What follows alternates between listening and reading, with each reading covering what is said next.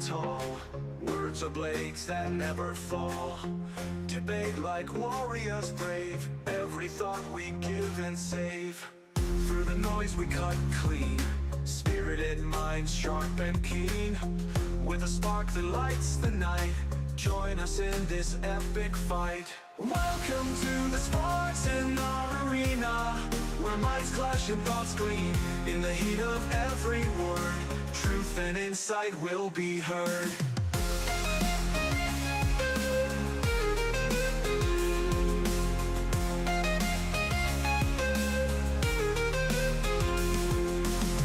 Buckle up and take your stance. In this arena there's no chance to escape the vibrant lore. Dive in deep and search for more. From heartfelt talks to fierce debates, we explore what fate creates. Side by side we seek the light. In the dark our minds ignite. Welcome to the Spartan arena, where minds clash and thoughts gleam. In the heat of every word, truth and insight will be heard.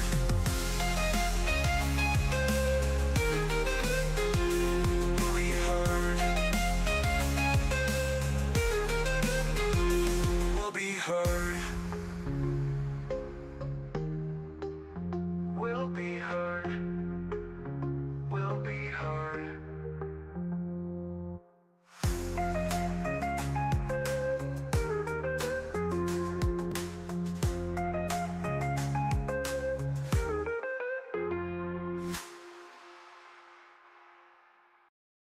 In the ring we stand tall. Words of blades that never fall. Debate like warriors brave. Every thought we give and save.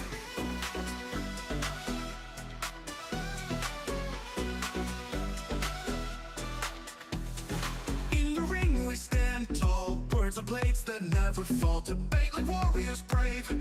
Every thought we give and save. Through the noise we cut clean. Spirited mind sharp and keen. With a spark that lights the night. Join us in this epic fight. Welcome to the Spartan arena, where minds clash and thoughts gleam. In the heat of every word, truth and insight will be heard. Buckle up and take your stance. In this arena, there's no chance to escape the fight by lore. Dive in deep and search for more. From heartfelt talks to fierce debates, we explore what fate creates. Side by side we seek the light. In the dark our minds ignite. Welcome talks to fierce debates, we explore what fate creates. Side by side we seek the light. In the dark our minds ignite. Welcome to the Spartan arena, where minds clash and thoughts gleam. In the heat of every word, truth and insight will be heard. Buckle up and take your stance. In this arena, there's no chance to escape the fight by lore. Dive in deep and search for more.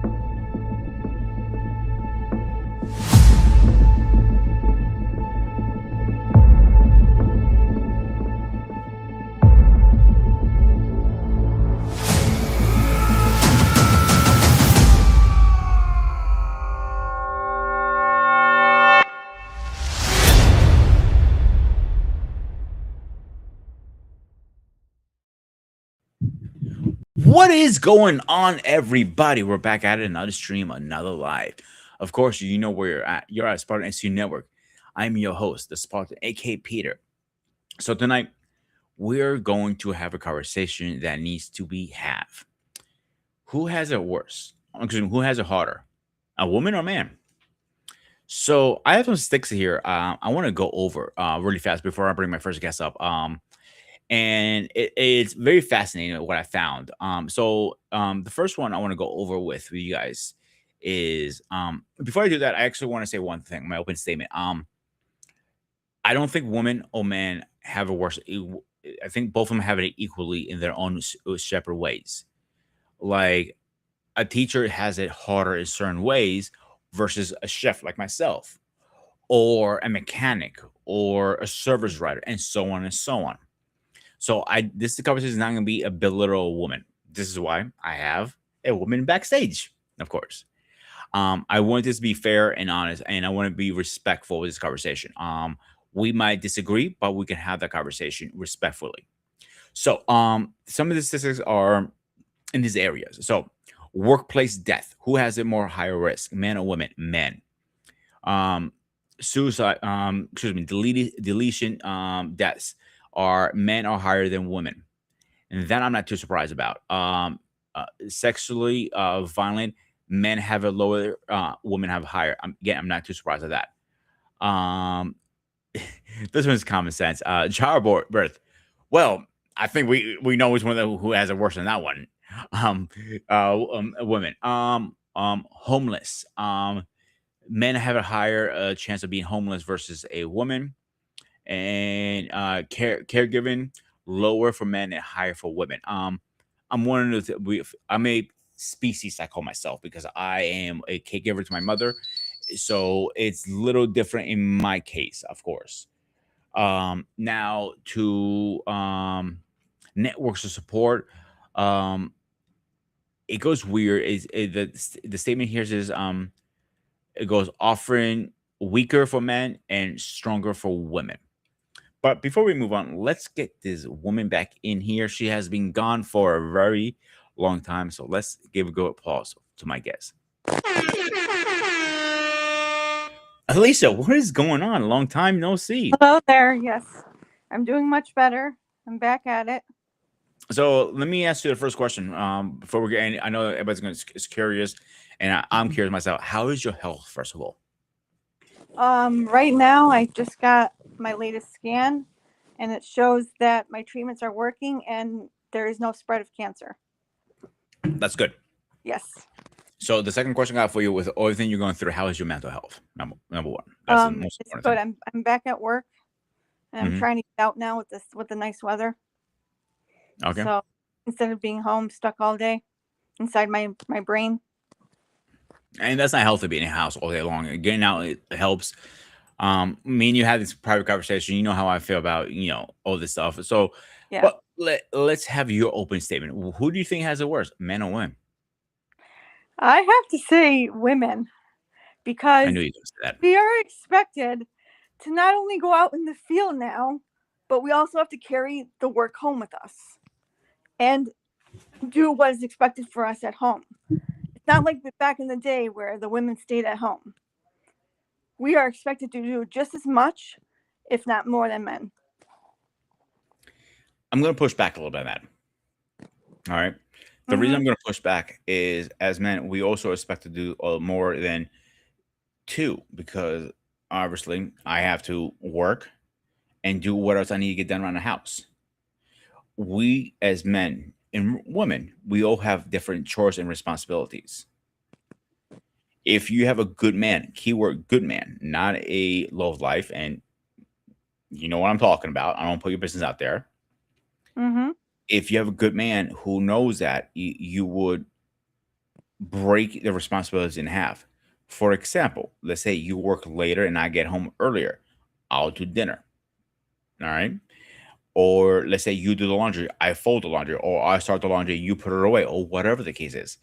If you have the housework on your shoulders, it's not a fair relationship in my eyes. True.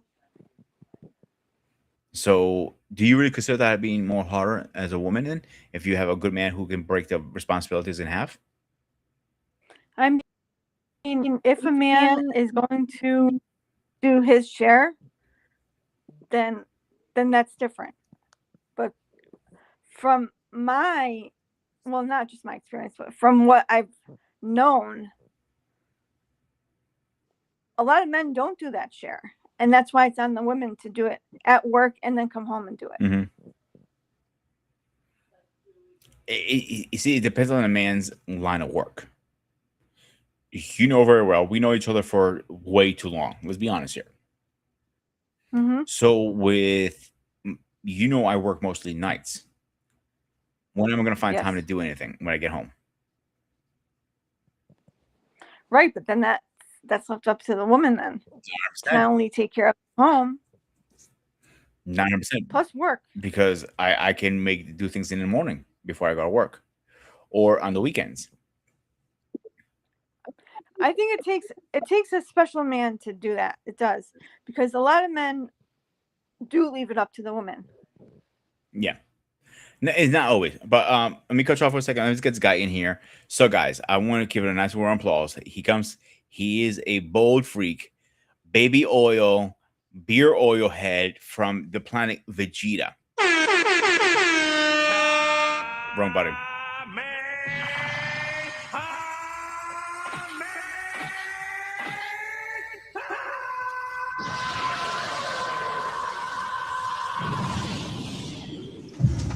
I'm waiting for you to turn freaking, go blonde and be a Super Saiyan yet. Nah, I can't see myself. Nah, that's why I shaved my head, because you're not going to see any gray whatsoever, and I can't see myself blonde, really.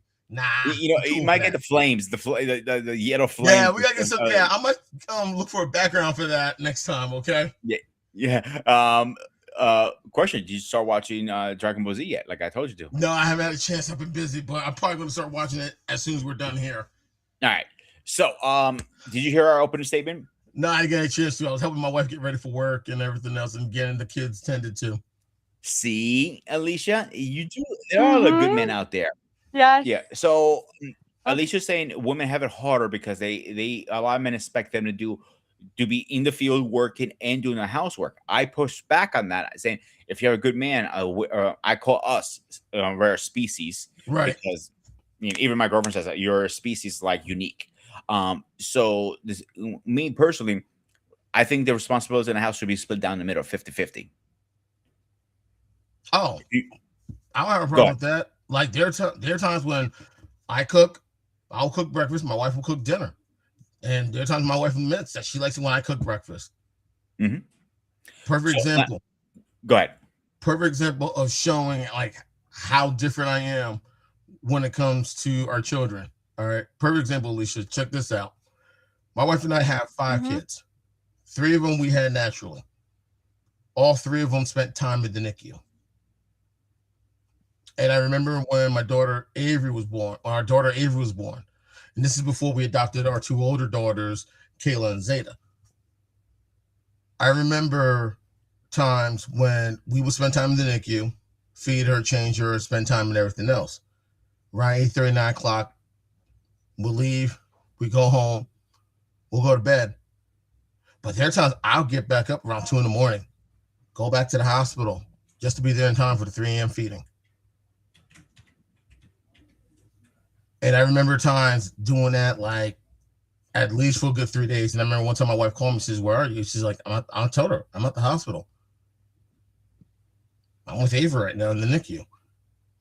And even a few of the nurses, and the majority of the nurses there are women. And they even said, "You're one of the first hands-on men we've ever seen here." We rarely see that. We see that a lot with the moms, but we rarely see that with the dads. And you're one of the first hands-on dads we've ever seen. And the fact that I had to hear that sometimes is a shock. Because, and I learned this when I became a father. We're not the other parent, we're parents too. We take our responsibility of being a parent to our children very serious. Mm-hmm. I even took paternity leave for my 3 young ones when they spent time in the NICU. Carter spent 10 days there. Avery spent 10 days. Sinclair spent 21 days. So she spent her first Christmas and New Year's in the NICU. Also, I And want to give a that shout had out. on you. It was tough, but taking the bonding leave helped because it made it easier for me to be there for my wife to help her with the postpartum. And it made it easier for me to be there for the kids to make sure they came home sooner. Mhm. And also, I want to give a special shout out to the women at both Newark Beth Israel and St. Joseph's Regional Medical in Paterson, New Jersey, for the work they've done to help my kids. I want to give a shout out to those nurses. And I was raised by a nurse too. And you know what? We have to give them a good salute for that one. So because I worked in hospitals. You both guys know that, all right? I was the chef. I was the sous chef, manager, whatever you want to. I done all in the hospitals, in the healthcares and everything.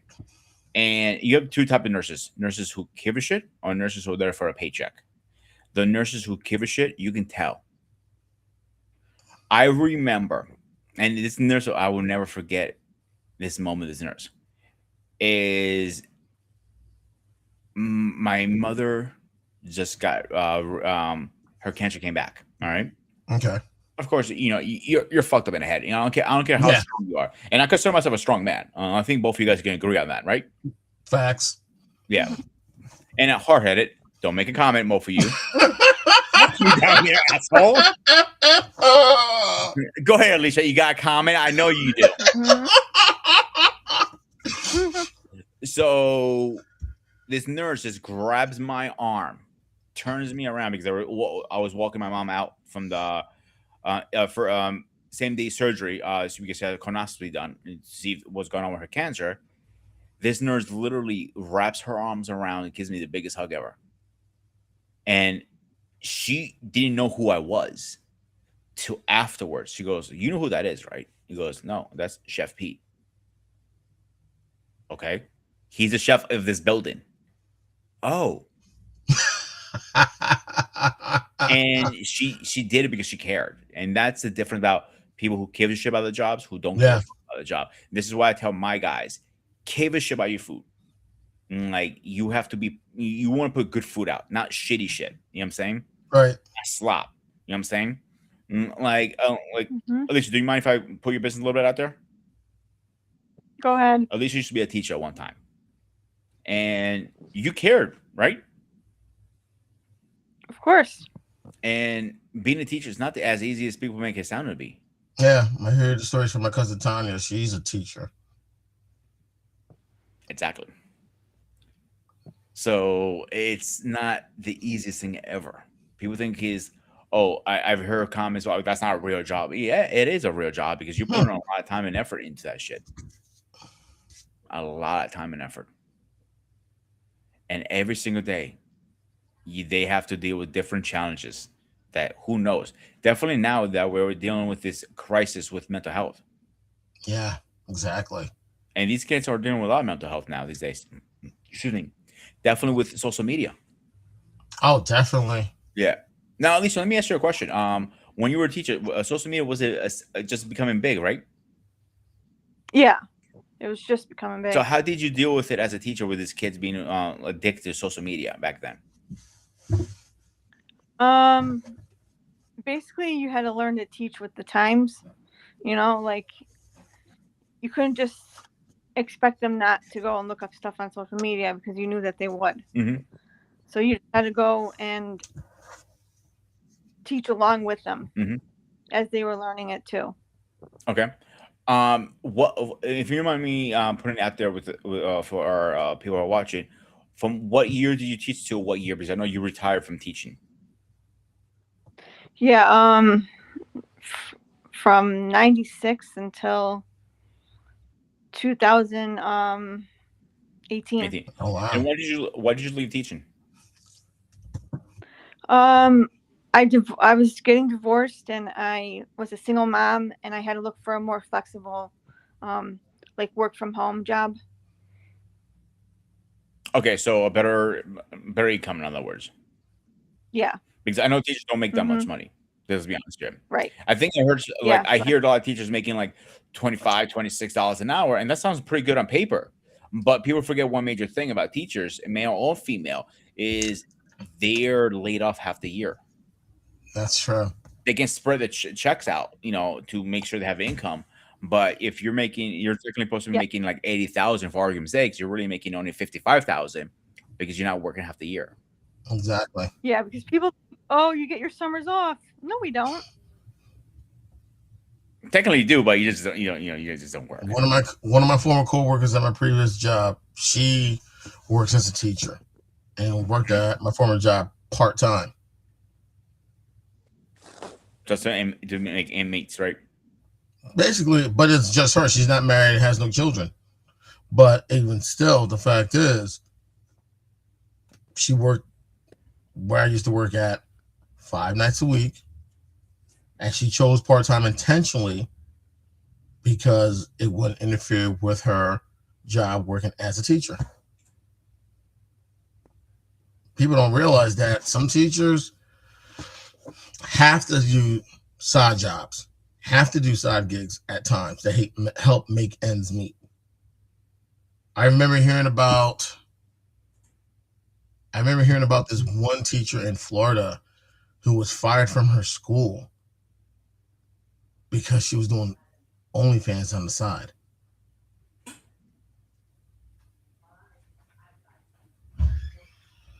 And because she was making a substantial amount of money doing OnlyFans on top of working as a teacher, school found out and they terminated her. Now, mind you, she never used her real name. She had an alias.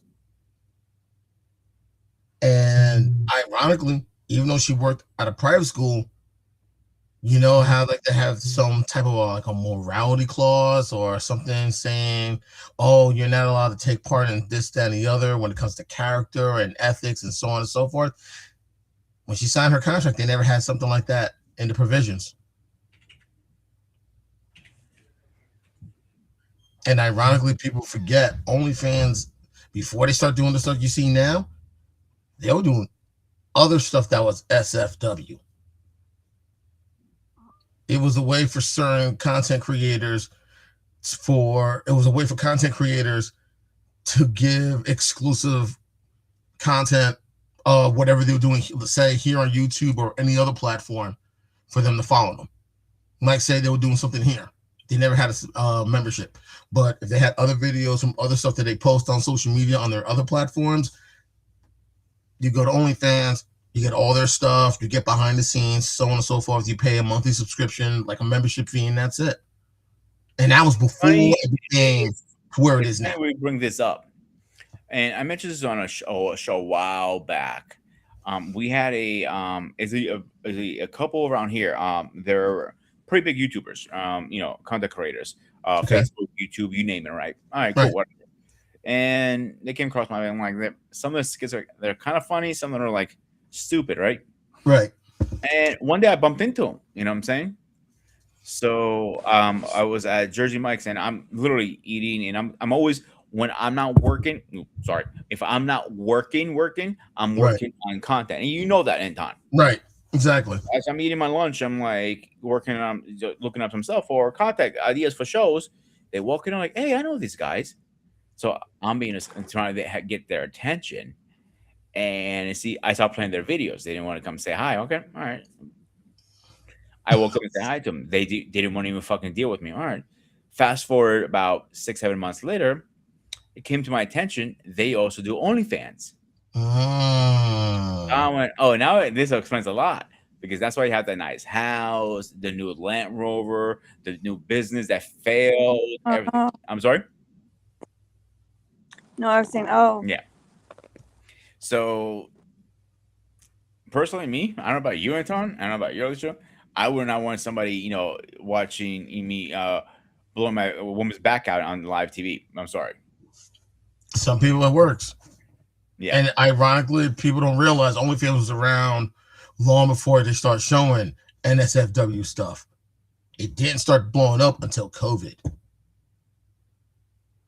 Then all of a sudden, you start hearing about OnlyFans, a lot of other platforms blew up because of COVID. Like OnlyFans, many Rumble. vids, loyal fans, all Yeah. those platforms blew up. Regular Not people, not only corn kind of content creators. We're talking about like other platforms too, like Twitch and all those stuff blew up too because right? I never heard of them before COVID. To be honest with you. I actually heard of Twitch. I've heard of Twitch before, and that was for a lot of gamers. Yeah. And another one, one platform that was also popular at one time was Tumblr, and that was basically if you went to like music or art, if you were into traveling Mhm. or any other stuff, if you wrote short stories, little things like that, or you were into a little bit of different things, Tumblr was that one spot. Problem was, some people also doing the other stuff too, Yeah. But but it was I want to start a touch base on dating for a second here with man versus woman. All right. okay. Um. So let's go around and see what's your opinions. Like, I want to get Alicia goes her opinion. Like, do you think a woman or a man has a harder in dating world? Um, I think men. Okay, Anton. Definitely, man. All right, let's get this guy in. He hasn't been in this platform for a while. Yo, my man, what is going on? Long time. You're muted, dude. Oh, sorry about that. How have you guys been, man? Good, good, good, good, good. So, did you see the title of the show? No, I just got in. I'm so sorry. What's the title? Man versus woman. Who has it hard today? Oh my God. Okay. You know, like dropping little bombs here, man. Oh, okay. And I want everybody to know. Listen, I'm not on either side. I think it's a what's the word? My friend said this just the other day, and it was a very good word that explains this. But I'm gonna answer the question. So let me answer the question first. You say who has it harder today in terms of like life, right? Everything. Yeah, yeah. In general,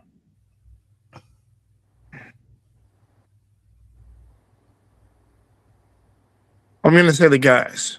Um, and the reason why I'm gonna say that is because the because the pressure, the like I said, society, like the burden of evidence and proof and of us to perform is still on us. That's still a thing. Not that I have anything against it. That's just what it is. That's how we set it up. And the thing is, if you don't perform, you get made fun of. You're a social outcast. You don't get good things in life if you don't produce results. And that's actually, what, I'm not gonna lie, that's actually one of my favorite quotes. I don't need answers, I need results, is what it is. And we live in a and we do live in a result based, society where, like, you either get it done or you become homeless. It's that simple. With ladies, there's a lot of there's more backing for women now than ever was before. There's help for you. There's you can make your own money now as opposed to when you couldn't back in the day. Um and Overall, there's a community of women who will I don't know if Alicia agrees with this, but there's a whole community of women that will gather around you. If they see if you're ever in need or in hurt or in pain, they will gather around you. With us, is a little different. our prep talk, our pep talk is, hey man, stop all that damn crying and get back and go in there and put in some hard work. So, it's still the same for it is for dudes.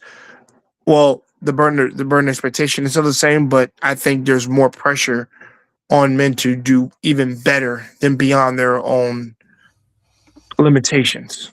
hmm Which I think, and I'll keep it real. I think it is a little unrealistic. I think it's a little bit unrealistic because you're asking us to be Superman, and we can't be Superman. That's not possible.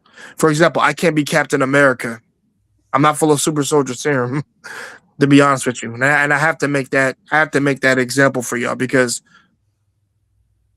as good as hardworking as a man does, sometimes hard work just ain't enough for some people. They want you to bend over backwards and break your back. For I don't expect, and I'm gonna say this, I don't expect my lady to have to break her back for much of anything if I'm taking care of everything, which I plan on doing.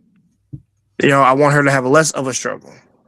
And the thing is, both of our life is supposed to be, relatively less stress between the both of us. You have the less stress at home. I have more. I take on more stress when I go and do stuff outside. But at the same time, the thing of all men is that you're never supposed to bring it home. I know you've heard of that, Sparta, and my man, make sure I say that Antoine. right. Antoine. Antoine, I'm right. Antoine, yeah, Antoine. I'm pretty sure you've heard that. We never bring it home. We leave it at work. We take the shower. We go home. We eat. We relax, or we hear what our wife has to say, and then we enjoy the rest of our whatever's of our night to ourselves, and then we repeat the cycle the next day.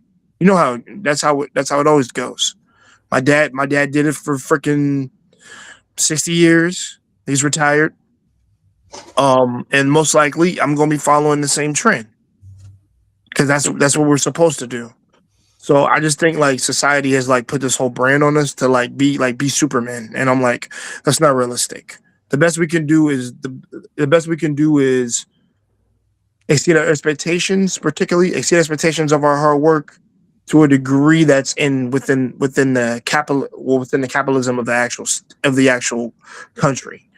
Do that to like how much you make your money, to how much you build up, to how much you build up your character, integrity. That's what it's been about for the long, like way in the 1940s and things like that to where we are now. But I think there's this like petition that I keep seeing that like yo, men working hard isn't enough, and I'm just like, that's crazy. No, it should be enough, but we are in this time and period where, like I said, we're forced to do things out kind of like outside the limitations of our parameters. Yeah, yeah. And the thing is, I want to say is that's not. I want to take that for anybody on this podcast listening as an excuse to be lazy. I am not co-signing that. I got freaking training next week. All right, I got stuff that I gotta knock out. I'm making a new stand in my life to do something to make more money to where I need to do. And guess what? I made this decision that I wanted to do this to take care of my mother and father. They're old. They're in their 70s. But guess what? I want to make sure they're covered and taken care of. I'm not married. I don't have any kids. I'm quite fine with that at the moment. I gotta take care of the people who are closer to me right now. I don't have a significant other. So, and people be like, well, Jay, you shouldn't go out of your way to have to make that. People would actually say that to me. I'm like, but guess what? You're right. Because I don't have kids and I don't have a wife. I'm not divorced or anything or never married. I shouldn't be obligated to put in that overwork and overtime. But guess what? I'm willingly doing it so that one, now my parents can live comfortably. Two, that I live comfortably, and three, the torch of manhood has been passed on to me in my household for me to take care of things. Also, I'll tell you this: I got a little brother out there who is planning on moving up to the state that I'm living in with my second mom, and guess what? I plan on helping them out with what I got going on in a couple of years. And they said they'll be there in a couple of years. And I'm like, if I get the money, like I said, once I've gathered the money I need to get, I will help them secure a house, a nice one. Like I said, it doesn't have to be anything fancy, but it just is going to be something I'm going to take care of. Now, for what I just said is that's what's expected of us. Some men who want to take on that task for wanting to do more and more. And the thing is, you're supposed to. And the thing is, the ideal situation is you die before, per my French, I got to use a different word. We pass on before our wives do, and we leave everything for them so that it's less of a headache for when we go that they're still taken care of. For people, for like, our kids, our wife, our mom and dads, if they, hopefully at this time they will have passed on peacefully while you have a wife and kids that are already grown up, and your wife as grew up with age with you have things taken care of for her so that she'll be okay once you're gone. So, idealistically, I did say I want to go out first because I'll make sure, because I know if I pass away, I know I did everything I was supposed to Mm-hmm. as a man, and not just by society, but by my family. So, So so overall, I do think men do have it harder, and I think it's set up that way so that they push themselves to succeed. So it's I'll say this: I'm 34 years old, so I can't say it sucks. But hey, listen, it's called being an adult. I'm just keeping it real with you. You gotta That's grow what up it is. now, right? Hey, So we got a saying. We got a saying from my learned in the military: embrace the suck and Charlie Mike. That's all you can do. all right, guys, let's Okay. get this guy in here. Ladies and gentlemen, please rise for our president.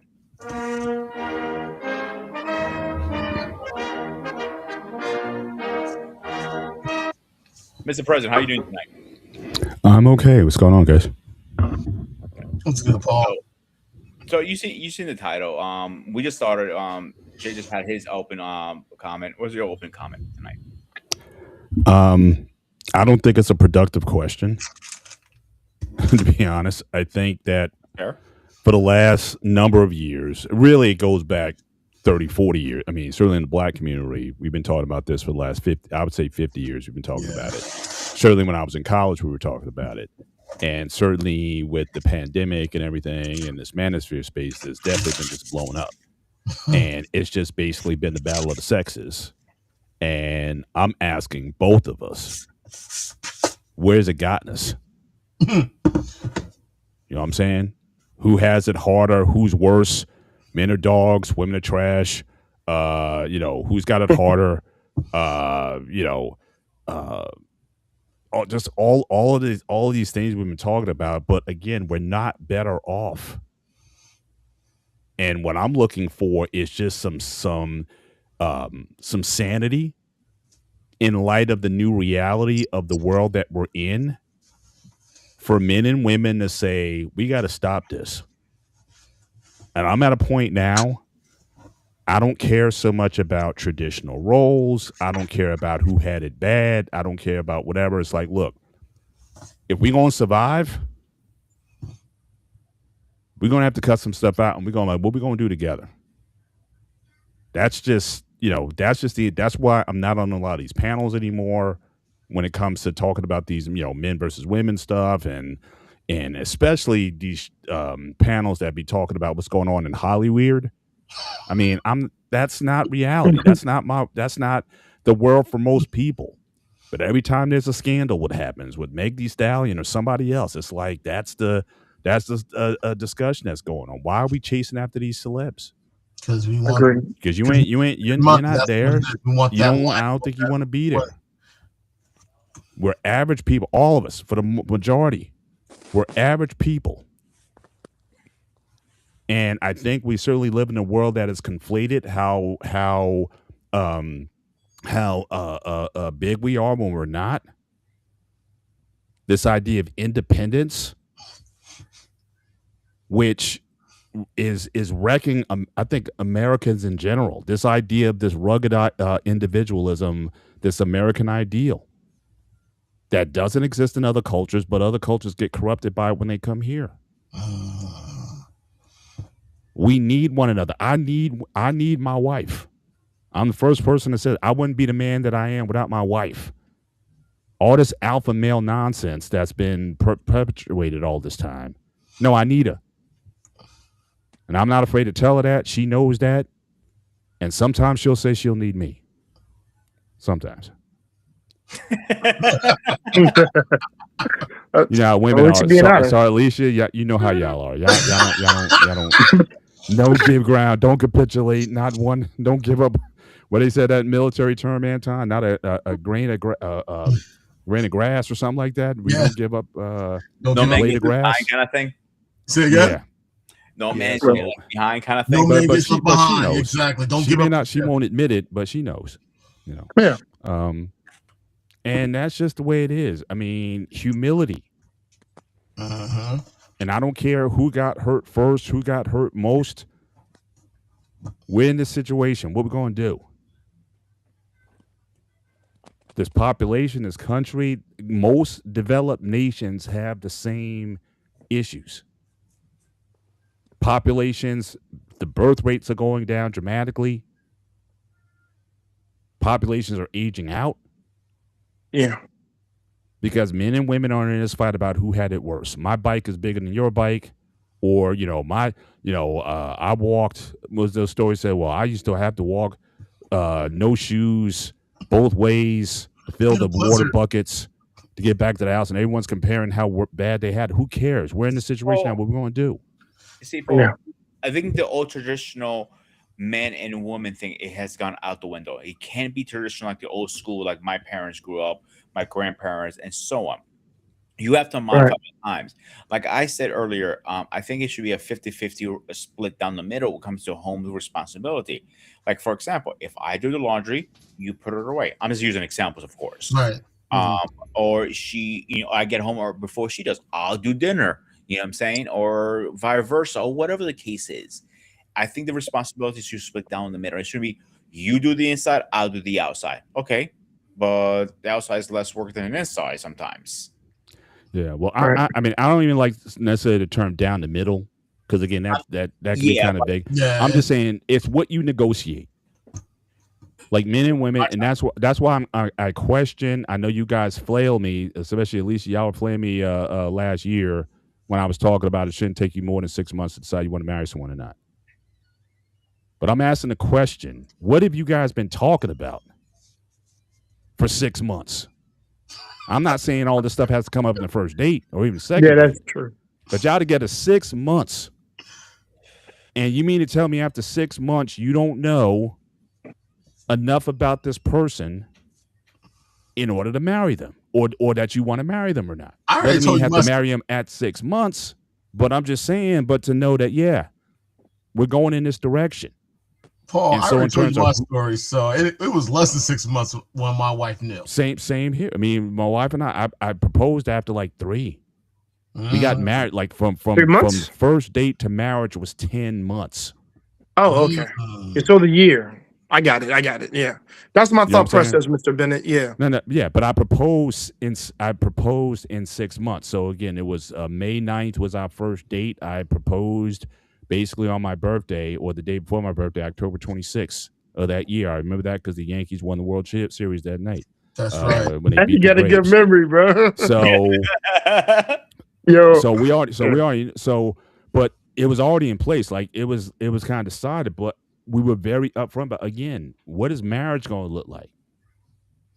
What are you going to do? What am I going to do? You know what I mean? I mean, the Right. meat and potatoes. That's why, like I said, it's just in my mind. It's like if you're talking to someone for 6 months and you talk about, well, we're not sure you want to get married. It's like, this is a go or no go. Mhm. How many people have wasted so much time you dating someone for 2, 3, 4 years dating? And if I ask you, okay, so you guys think about marriage or whatever, well, we're talking about it. I mean, what have you guys been talking about? But the catch-22 that also, Paul, like I was in a 3.5-year relationship, engaged, and we were living and everything, and obviously she cheated and she was verbally and physically abusive. That's a whole different conversation. But when we were trying to talk about serious topics, she didn't want to hear it. It was her way or no way sometimes. And that should be a red flag right there. Cut. That's a big red flag. Yeah. That's out. So that's what I'm saying. I mean, people aren't, really are we intentional about being together? And I don't care what your household looks like. I shared this story about I had a boss who she was very cool. Like she would invite like the whole team over to her house. She had a nice house for cookouts and everything like that. And she had a stay-at-home husband. And just looking at the interaction, the banter between the two, they seemed pretty happy. He took care of the house, probably did the cooking, and took care of the cats. And she was just as happy as she can be.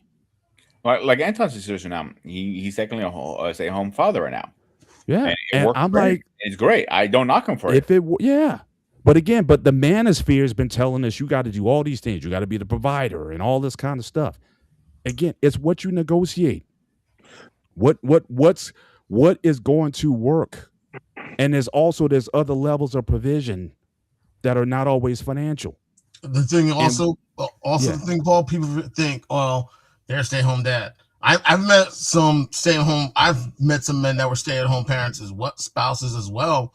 Like every time I had to go to my daughter's meetings at school and everything else, One guy's a lawyer. He practices law from home. Another one is a programmer. Okay. So it makes it easier for him to work from home than trying to find an office. It's his own business. So hey, save on overhead.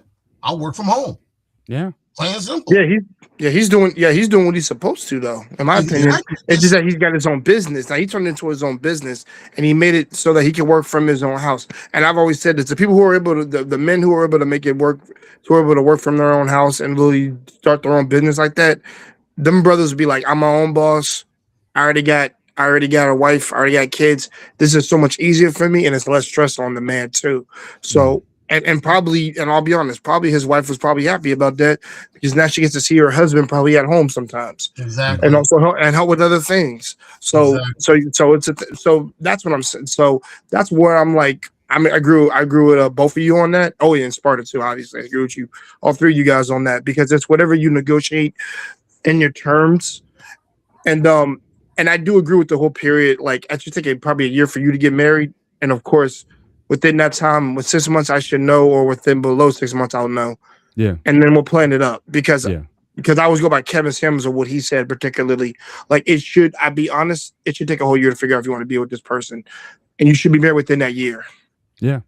Well, So, yeah. he was even more specific. Like he would Right. say, if you're not sexually attracted to that person on Mhm. the first date, it's like, look, I want to hit this or not. Sorry, I don't want to be crude, Alicia. Excuse me. No. It's But fine. y'all talk about that too. You forget be she's checking friends out. with You be me, right? checking about it. You be checking out guys' behinds. We know you guys do. Paul, you forget she's friends with me, right? You know how I talk, right? Mhm. I'm just saying. I do. But All right. I'm not. But I'm You're not you. so So many I'm just. things I'm around my trying mouth. to keep. I'm just saying. All right, hang But on. if you're not, Second. Alicia, how much of shit you hear come out of my mouth over the years? Oh yes. I get it. But I'm just saying. I was The in the idea. service, so you already know. The idea is, if you're not attracted to them, like you want to sleep with them on the first night, if that spark isn't there, I'm not. You don't do it. Right. But if that's not there, do not go on a second date. Exactly. Right. Exactly. So just like I said, just clear it off. If it's there, it's like, oh, wait and see, or maybe I'll become attracted. It's like, no, if you're not physically attracted to them, and obviously that's something that's important to you, then don't take any of the process on from the first date, from the courtship to the marriage or whatever. Don't take anything longer than it needs to be. You should know Right. what you want. And if someone isn't meeting that, whatever, then don't drag it out. You're wasting your time when you could be talking and kicking it to somebody who might be more in line with what you want. So certainly, so Kevin, I agree with a lot of what he said when it came to, but that takes a certain level of intention. And I think for a lot of people, they don't operate in intention, or they And just intention haven't figured anymore. out what they want Right. yet. Yeah. Do you want I this or agree not? with When I decided I want to get married, I was very intentional about what I wanted and it took me a little while to narrow down what I was looking for. Once I'd said, yes, I want to do this. Now, what do you want? That took a little work, and that came through the process of dating and subtraction. Yep. Like every bad date I went on added to the list from subtraction. Like I know I don't want this. Right. And it just kind of formed from there. Once you figure out a lot of what you don't want, then what you do want becomes obvious. It's like you got to clear the layers off to say, okay, well, these are the things that I value. So, but I want to get back to I don't want to avoid the question though. I mean, I kind of came in saying, well, I don't agree, but I think that at the same time, I think it's good that both men and women talk about, especially in their spaces, the challenges that they have. It's not a versus sort of thing, Right. but it's it should be an opportunity for empathy. Say, look, as human beings, men and women, we got issues that we deal with. Is the other side listening? Right. Not to compare, not to say, oh, well, wait till I tell you what we go through. That's why a lot of times you try to have a conversation. Like we had a conversation on the gray area last Sunday. We were talking about male domestic violence. And it's a topic a lot of people don't want to touch. Or what happens is if you don't want to talk about it, the knee-jerk reaction a lot of times is, well, what about the women? Like I said at the beginning of the show, I said full stop. Yes, based on the statistical data, women have it a lot worse when it comes to DV versus men. Mm-hmm. We're not here to minimize that. We're not here to justify or anything. It's like, yeah, but we're talking about a specific segment of a population of men who actually experience this, and it's a lot higher than what a lot of people suspect. The numbers are bearing it out. It deserves a discussion, not a pushback for a woman to say, well, we got it just as hard. Why aren't you talking about that? It's already been talked about, because more times than that, that's all you hear. Yeah. I remember one time I was actually on Terus's show, and he was talking about stuff that guys are guilty of. Well, what if they were fully accused? We're not talking about that. We're talking about it's like we are right. guilty, who are wrong of these despicable acts. Yeah. And just keep it there. And we're addressing it because it needs to be talked about. It needs to be heard. Yeah. Yeah. And I gotta say something to that too.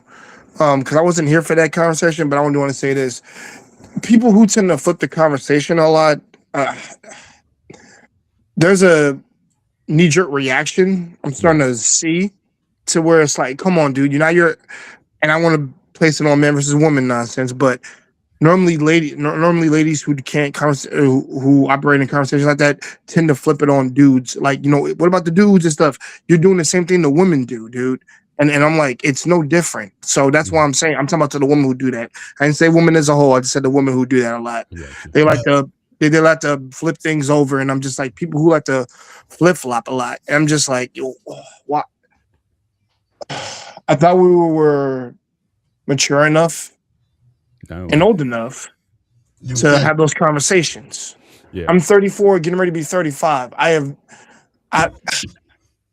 I'm not experiencing this issue of like when we have a conversation, I won't jump to anything else. We'll stick on that topic. Now we can expand the category if that's what you want to do. And there's ways of conversating when you conversate with people to do that specifically, not just I'm just going to jump to something else. And I'm like, can y'all just stay on one topic, please? It's just it actually shows me how much of and I have to call them out, how much of little kids they are, because little kids do that when they're caught or busted. And it says, no, but he hit me and things like that. So why am I in trouble? And I'm like, oh my God, like, no, stick to it. You did the act. So we talking about you. I don't give a damn about him. I'm caring about you right now. Exactly. So it's just, people. So I tend to, that knee-jerk reaction that people like to do specifically, it is annoying to me. And I'm just like, okay, I'm not going to be able to get anywhere with you. So here's what I'm going to do. You have this conversation. No, you can have that conversation to yourself. I'm going to have a conversation with people who actually want to actually have the conversation. Yeah. That's what you should do. And, it's just something that we have to learn and evolve as we, not as we get old. I'm talking about as we go on throughout life. You're supposed to reveal and evolve. And I do remember saying, I used to hear a long time when I was in college, and it's coming back to be more relevant. And what I'm saying is, the more we, he has said this, his name, by the way, the YouTuber you're looking at, his name is Ricky Wells. I don't know if he's still around, but he has said this when I was in college. He has said, the more we reveal and evolve, the more we dig a hole for ourselves. And when you operate off of spite and ridicule, you'll get to see how ugly an actual person you really are. That's heavy. And now that I'm 30, well, in my 30s in general, I'm seeing what he's saying. It took me a while to see it, but I was like, I'm seeing what he's saying. So it's just like, so when it comes to like men versus women type nonsense, I'm like, dude, I don't even take part in those things. I don't take part in those things. I operate in the area that I got. I take care. Like I said, I ignore it for the most part. I have conversation with men. I have conversation with women. Mm-hmm. I'm not walking out with visceral hate. Mhm. or anything like that. And the thing is, because if you gotta tell people this, if you walk around with hate, you're never gonna feel good the rest of your life. And I Mhm. refuse to freaking live like that. Yeah. That's stupid. Yeah. Because to me, it's like living in fear. And I refuse to live paranoid or in fear. That is a dumb way to live. And no one's, and I tell people this, I'm not gonna carry on the rhetoric that people like to carry on other rhetoric. So I'm just like, stop. Yeah. If, like I said, if you love her, like Paul, like Paul, my man Antoine and Sparta said, if you love her by the minute of the time you see her. Like if you want to marry her and be with her, sleeping is a bonus. But if it's like I can't like seem to pry my hands away from the woman that I care about, I'm like, that's the woman I want to be with, particularly, especially if there's some stuff she set me straight in, which I don't mind about that actually, because we're supposed to work in tandem together. We're like it's been said so many times online. We're better together than we are apart. That is true. And the thing is, you should be willing to hear each other. And the thing is, I'm such a good listener. I can listen to my wife talk for 3 hours if I had a wife. You want to know why that is? Because because I tell you this, because my prior girlfriend, my prior ex, she was so freaked and scared that I knew everything that she said. Because you want to know why that is? Because guess what? Because sweetheart, I listened. Mm-hmm. I listened. Now, and guess what? And I'm sure Mr. Paul and a couple of guys on here and a couple of ladies can actually relate to this. Ladies, y'all like to be heard, not to have the problem solved. I just want to be heard. And sometimes you want your husband to do that. And I know, and I've heard counterproductive things where don't bother your man because of nonsense like this. Well, I'll say this. I'm gonna say something to that in that regards. If it's something really important, he will hear you out regardless. Even if he's having a bad day at work, he has to hear. He has to attend and hear to your issues or something that's troubling you. Right. Because the thing is, it's gonna irk me even more if my wife is not feeling good. So I'm like, so what? I got the things from work, and I got it, and somebody's like trying to piss off my wife or some shit like that. I'm like, all right, I gotta knock some shit out because I need to minimize nonsense, not hers, Right. the nonsense that of the person that caused her nonsense. So I got to do that. So little things like that never gets talked about because that's always like just come home and don't bother your man with nonsense. Just let him relax and then tell him. But like I'm more of the mindset of let him take a shower, then tell him of what you need to hear. What I'm getting in some of these conversations is nobody's bringing up communication a lot. That's Nobody's big. willing to hear the other person. That's big. And normally, and I know, and I do, and I will speak for the men who do try this, and they're hearing you out. But here's the thing: on the ladies' end, you got to listen. You got to let them fix the issue you got, but also because he heard you for 2-3 hours, you got to let him do that. On the other hand, for the men, once you heard her. I think you did you were supposed to do. Now solve the problem because men we are supposed to be problem solvers, and we are supposed to knock some things out. Now we can't do every 100% of everything, but what we can do. I know I hate to put percentages on things because it sounds like you can't ever do 100. Well, but it'd be in the high numbers. Just minimize as much things as you can so that both of you can be selective in things that you want to talk about. Particularly me, I'm an open box. You can talk to me about anything. I don't care. I I'm that's how I roll. That's how I operate. I want my lady to know that she can talk to me about pretty much anything. Um, just hey, listen, just don't ask me about what dress makes you look bigger or smaller because I'm not falling for that because I know it's a trap. That's all I'm gonna say. But little things like that because that's a trap bag. You're not gonna win that no matter what you say. But as long as you but we're supposed to tell the truth. So if I tell the truth, hey, it is what it is. How you react. I'm not gonna be rude about it. I'm just gonna be like, hey, let's sweetheart.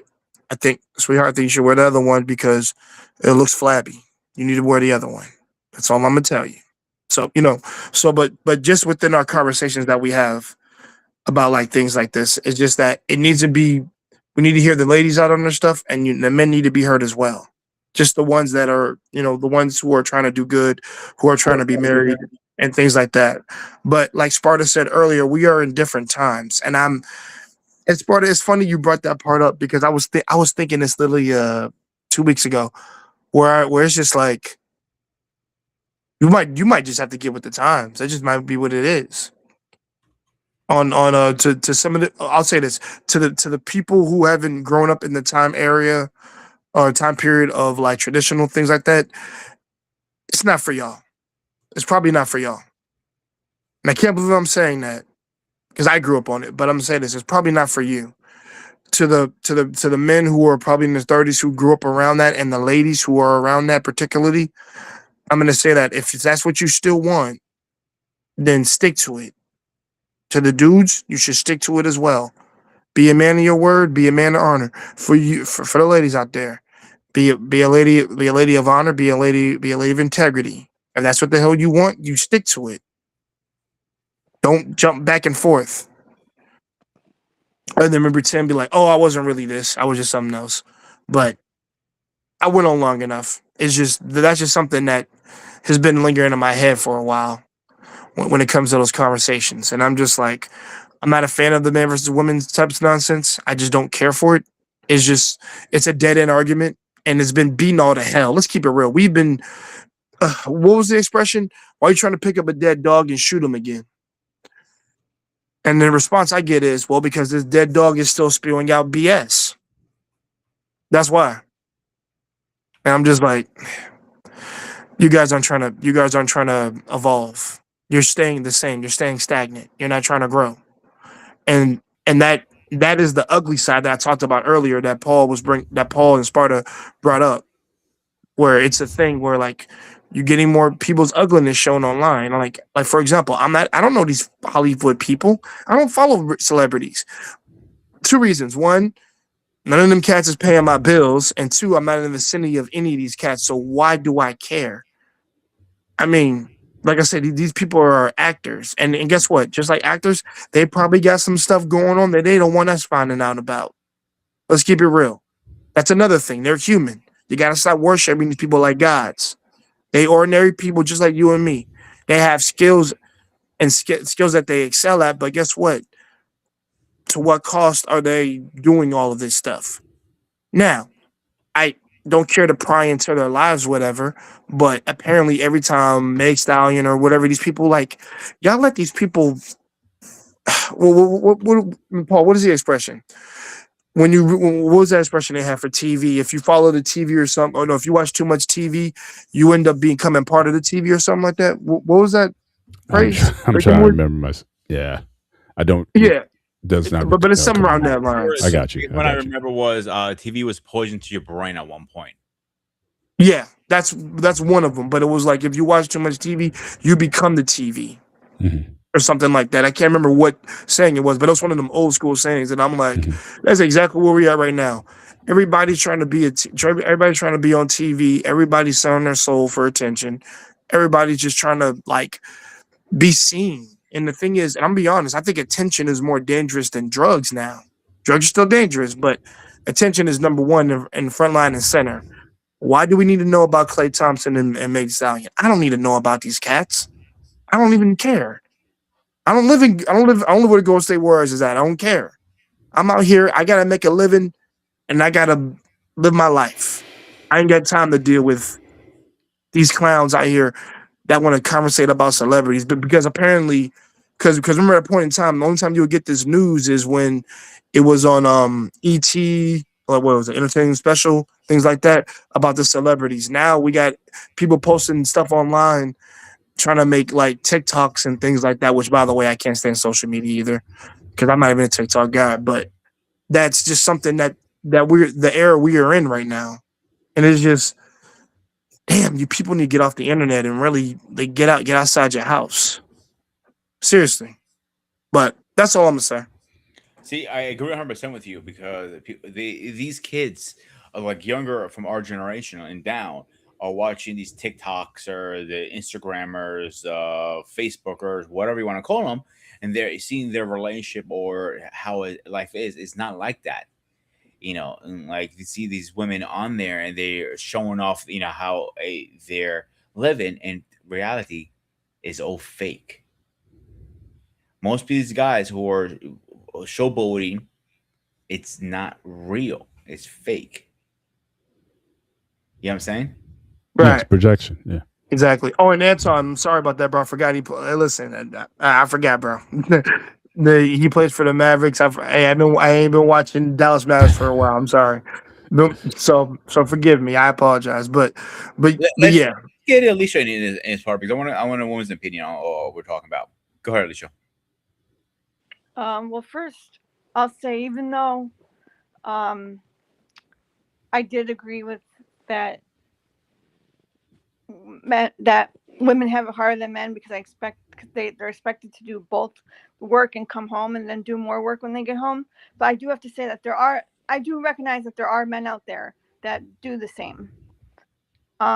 I even personally have my father who would do anything for any of his women.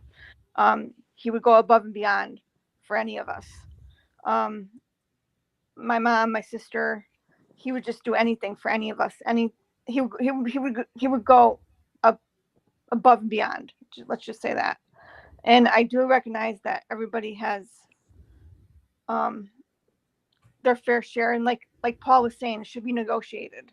You should talk about who's taken over what when you're in a relationship. Right now, I'm in the dating world, so I have not had that experience yet because I haven't seen a man who is. I haven't. I'm divorced, and I haven't had that experience of having somebody show me that they are willing to take part. So that's why I've personally am seeing more of an experience of those that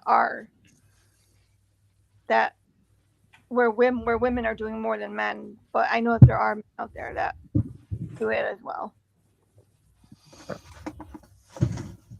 Sorry about that. So for some reason my computer just froze up, and then all of a sudden I was gone. Sorry about that, but I was able to pay attention to what was going on. And Don't worry about it. Shit happens.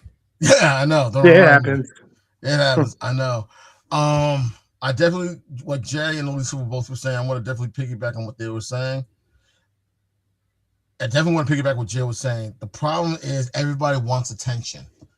Everybody wants their 15 minutes of fame. And then once they get their 15 minutes, they want 15 more minutes. And then they want 15 more minutes. And then they want 15 more minutes. People are addicted to attention. People are addicted to saying, hey, I want to be the first person to post. I want to be that first post, or I want to be that first like, or that first follow, or that first whatever. And it's ridiculous. It really is. Now for Hollyweird, shout out to our friend Information Man, who coined the term, as well as another friend of mine went to the same high school. One of the biggest problems is whatever these people do, that's their business. It really is. Now, I do have a friend I did go to school with who works in television. He's done TV, he's done movies. And he's still the most down-to-earth person that you'll meet. That's what's up. And he's also the head of the New York chapter of SAG-AFTRA. And I think he's also part of the New York chapter of the WGA. He's one of the most down-to-earth individuals that's still out there. Plain and simple. I've seen him I just most recently saw him do a soap opera. He's done television. He's done movies. One thing I will say is this. He's had a reoccurring role on a very popular show on NBC. I'm just going to say that. Because I really don't want to put his business out there like that.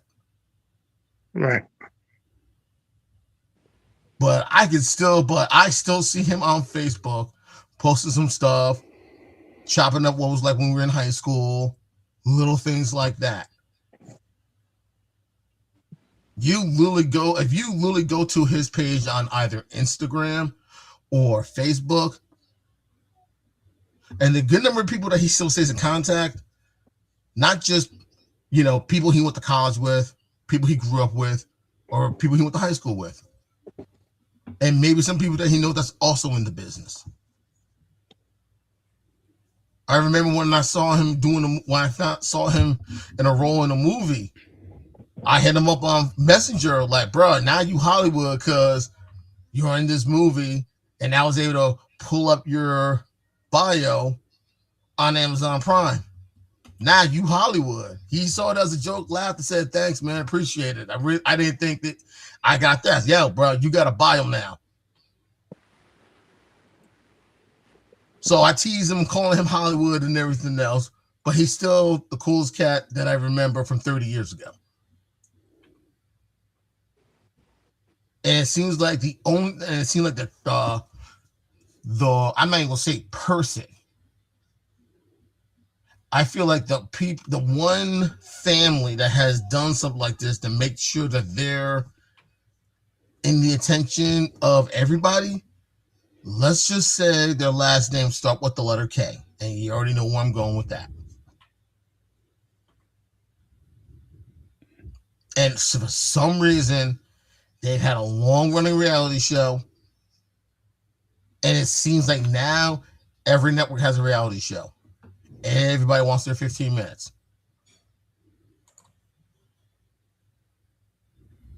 Or the best way to describe it is that album from Sugar Ray, 1459. Because once it hits 15, you're irrelevant. So people are doing everything possible to drag out that 15 minutes. They're trying to take that 15 minutes and turn it into 15 days. They're trying to take that 15 minutes and try to turn it into 15 weeks. They're trying to take that 15 minutes and try to turn it into 15 months. They're trying to take those 15 minutes and turn it into 15 years. Yeah. And I agree with you, Anton. I think I want everybody to know something. So when I did my channel, I originally wanted to get together a bunch of people, just be able to talk about stuff. It wasn't about getting any type of attention and clout. I did this because I had general love and aspirations and actual excitement to do this, because I'm like, this is something I never got a chance to do in high school. Let me do it. Let me do this now. Because I love talking about anime. I love talking about comic books. I love talking about real life topics. Got even better because I had like the group that I was attracting.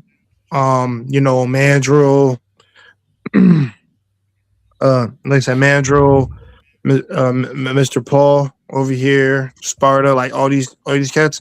Like I said, it was to bring about like good people just to have good conversations, and it was never a man versus woman nonsense thing. And my channel, people can go to that channel and actually see what I'm talking about. Like, go back to those topic sessions we had. Like, we were genuinely having fun on each other. There's no hate. There's no visual ridicule for one another. This intention to like, let me do something stupid. Let me do something crazy and clip that. I never took clips or did anything like that. Like, I keep the stream is there for all of us to talk about what the hell we want to talk about, have fun, talk as much as we want, and just like hear different perspectives of different people. Like, I ain't gonna lie, I learned so much from being on here and talking to other people. Like I did in college, talking to other people, which is what you should do. Learn, and take in information, things like that. And people wonder why I'm not doing these streams. There's a lot of reasons for that, particularly. But one of the things is, not y'all on this panel when I say this, or certain tubers, but it's just like you have nuked the hell out of like this nonsense, this chaos that has just been brewing around versus man versus woman nonsense. And also, not even just that, the sickness to want to get attention, to have your 15 minutes of fame, like what Danton just said a second ago. It's a syndrome. And I came up with an acronym for it when I first joined, not when I first, but like my second year probably of YouTube. I called it attention seeking horse syndrome. That's what I called it. Where it's to the point where you have to have attention no matter what ways you have to do to get it, or who it hurts. I just got to get it. at no Yeah. matter what the cost. And I'm like, that's what that syndrome is. That's why I called it that. It's a syndrome. No matter if you like, you're not, no, you're not disagreeing with me just for the sake of disagreeing with me. You're disagreeing with me because you want to get your point across so bad that you want that the whole internet sees your face so that you can get attention. So that it's on a so that's marked online so they can see it. And I'm just like, okay, this is really bad. Are you that do you need it that bad much that you need a dopamine rush? Clout chasers. Yeah. So just something I wanted to point out when you brought that up because I'm like nobody does, at least from what I'm saying,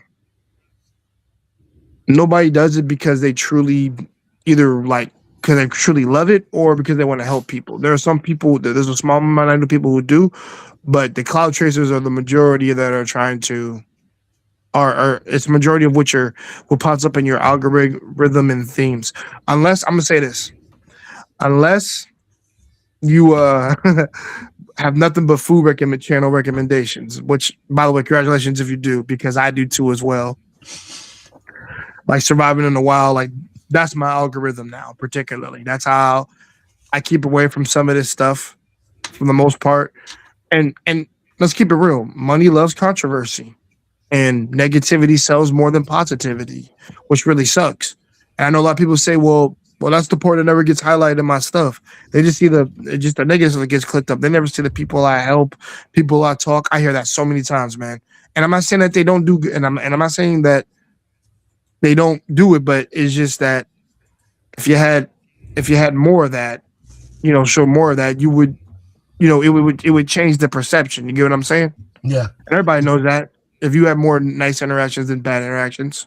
So, it's just little things like that that you got to always remind yourself of. So a couple Um, things you said, I totally agree. Like me, each other, these guys. I didn't know Paul before these streets. And like I met him through here. We chopped up personal. Well, 4 or 5 times, Paul. We met together. I think something like that. Yeah. And we broke bread. We went to Comic Con. I exposed him to things he probably never exposed himself before oh, me. that's what's up. With the Yeah, Comic Con, that's what's up. yeah. Sounds like both of y'all. I remember the first time I called him up, like, "Yo, your dream came true 1 year earlier than we expected," and he's now literally probably dropped to the ground. Anton, I'm planning on meeting him soon too, like with his And Paul baby. and I broke bread a few weeks back. Yeah, so we have grown. Like I tell Paul all the time, the two men I look up as married men, like not like superheroes and like that, is that I go for advice for relationship advice is Paul and my buddy CQ because both of them are married like 20,000 years, so they've been around in the park a couple times. But one thing I do like talking about, it doesn't, and I think Jay, you're going to agree with me with this is it doesn't break ground. It doesn't get into a fist fight. It doesn't argue. It doesn't mean she's better than I am. It's pop culture. And this is why my Operation Hangout show, it's so good for that because I can bring Alicia in and she goes, all right, Alicia, let's talk about superheroes with women or Wonder Woman or whatever the case is. And she can chop it up Satana. to do Yep. that. So that is a mutual ground. Yeah, we might disagree who's better, Batman versus Superman, and that's Right. fine. That's just passion. That's just Yeah, passion. yeah, it's It not never art. gets like, yeah, Yeah. yeah. So like I remember walking in freaking my girlfriend's a kid, he goes, weak. I'm like, what do you mean weak? I'm like, I'm wearing a Marvel shirt. He goes, this is better. I'm like, no, he is not, dude. I'm roasting his ass. He goes, He said now. DC better. Yeah. Yeah. Yeah, yeah, like little, like see, that's what I like. I like the camaraderie. That I garnered with some of the guys that I did podcasts with, especially anime podcasts. And the thing is, it's just like I said, we can. And I actually want to tell somebody a secret. What made that anime podcast work was Jared and was all three of us, obviously, but Jared made it work because there's a difference between all three of us. And one of his strengths was this man is able to articulate. He's more of a book. He's more of a light novel reader than an anime watcher. But he watched plenty of anime. But what he does is he said, listen, I know he had a lot of light novel knowledge that I didn't have. Mm. And that's what made him unique to stand on there. He's the one I told him, I said, you can go to Jarrett for like the light novel knowledge of books or comics, particularly if anything. You can go to me for either anime comics or more so anime because I've watched too much at this point. I watched over 500 and things like that, like over 1,000 at least. So you can go to me for like either my sources or manga reading. And I said you can go to Zeno because he's a gamer.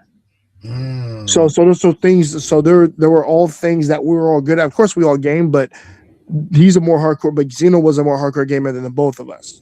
He played more hours and things like that. But that's where his each person had a specific thing, a specific thing that they're all good at, and they had a quirk that worked.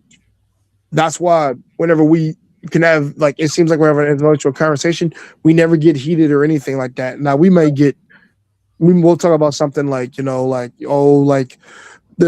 people these people who are from America are so mad because they're trying to implement their ways of living onto the Japanese, and I'm like, and it's Japanese creation, and I'm like, and I'll just say something snide like, well, I don't see them making anything, so what the hell? So they shouldn't be talking. So I'll say things like that, like, "Did you make anything?" I'm like, "So shut up." That's how I'll say. You can't tell that man. For example, you can't tell what's my man? I'll just say Matt Moore. You can't tell my man Matt Moore that he needs to make comics for woke WW. I'm like, no, he can do whatever the hell he want. That man made Watchmen. Who the hell are you? Are you Matt Moore? Exactly. So those conversations that we have, I enjoy the living hell out of those. Like I said, we're not angry. We're just passionate about some other comics. Like what he just said, where his girlfriend came in and said Marvel versus DC. Oh God, bro, that's already going to be a heated conversation. I can already tell. But she's trying to start something. That's obviously trying to start something. That's meant to ignite your candle. Oh, that's what that is. We have like my wife and I will have debates like that. We're both big Trekkie fans. We're both big Star Trek. Okay. Like she likes Voyager. I like DS9. I know what he's talking about. DS9. Yeah. They both suck though. Oh come on! Yeah, Paul's right. See, there's Paul right there. I would say something like that. What Paul said. No, I love DS9 because it was gritty, it was raw, it was emotional, and listen, if you have to pick Deep Space Nine versus Voyager, I'll go with Voyager. But I'm taking DS9. Hang on there before I mute your ass. The best one ever made was Next Generation. Wait, now what's Paul gonna say? You gonna say original? I would say this. I would say TNG got better over time. It did. That first year, all they did was bite off the original series. So, which is still that's fair. again, call me the OG here, but I'm still taking the TOS over all incarnations of Star Trek and definitely the movies. So the movies are good. With the exception of Star Trek 5, you can get rid of Star Trek 5. Yeah, really? Get rid of that one. What does God need with a starship? So get rid of that one. But Mr. Bennett, that was a Star Wars conversation. Yeah, all the even ones, even number ones. Yeah, you can. Right. Go there. No, the reason it's the Paul Rocks.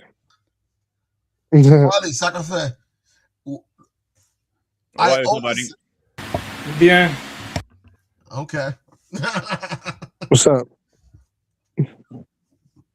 So, all right, we're all over the place tonight. Yeah, we are, and I'm so sorry. That's my fault.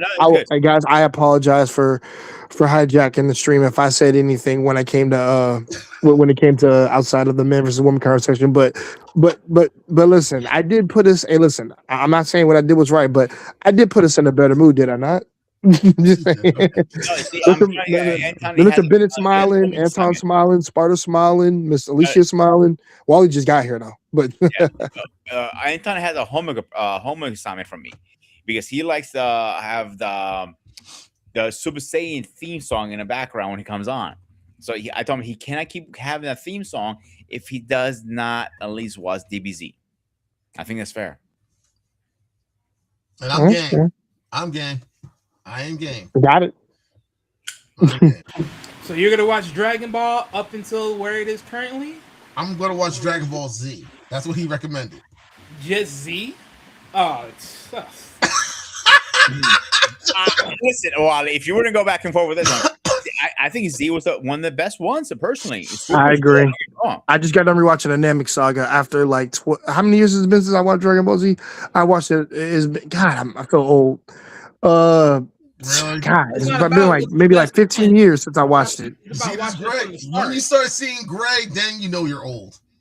Yeah, but I had an old moment. I was like, God, man, that's a long time. I'm about to be 35 this month, y'all. How old do you think I am, Jay? 75. Shut up, Peter. Oh, wait, how old? Anton? 85. No, not 85. Hell no. My father's older than him. Way older. Damn. Yeah, he's in his same. My father's in the 70s. I'm gonna say you're probably somewhere between Mr.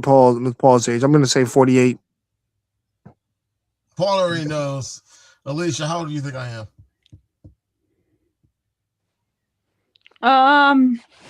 I would have to say maybe 40s. See? In the 40s. Wally? Wally! somewhere in your 40s. You're around the same age my brother is. Everybody's off. Everybody's still off. Damn. He said as funny as my brother. You don't look that bad, so who knows? Yeah. Yeah, no right. gray hair at all. No, I got a little gray hair, but I shaved it. He doesn't have any hair. I have gray hairs. I'll be 50 in July. 50? Yeah. So again, you was in your 40s still. Yeah. Yeah. Okay, late 40s. So I was closer, 48. Yeah, Okay. I'm Late 40s. turning 50, July 22nd. Okay. That's All what right. he wants us to. That's an accomplishment. Get to live. Hey, man, most of us living old age is a good thing, to be honest. Hey, Someone's maybe can see it. I was worried about when I was about to turn 40. Then I realized, forget this. I like this. This ain't bad. Now I see why OGs would act the way they act. I got every right to act the way I act. I made this far, this long, with no drama, no nonsense, never been to jail. Yeah, I'll take it. I'll take it. I'll take it. Now, I got 5 more years before that happens. Well, at least, yeah. You're going to need it. When I turn 40, though, at least. But yeah. I feel like, when I was about to turn, I feel like Mike Gundy. Look at me, I'm a man, I'm 40. So I was nervous. Now I look at it like, okay, I'm about to be 50. Wow. What are you doing for your 50th birthday? You're going to check out some of the nursing homes? Very funny. Oh, that's messed up. That's wrong. That's just wrong. That's not right. I can make you first puree meal. Oh. Nah, man, cream of, like, honestly, I'll be honest. When I turn really, really old, I'll eat cream of wheat for the first time and see if it tastes good. Nah, I'm still going to be eating my Moulin. Forget that. It tastes like shit.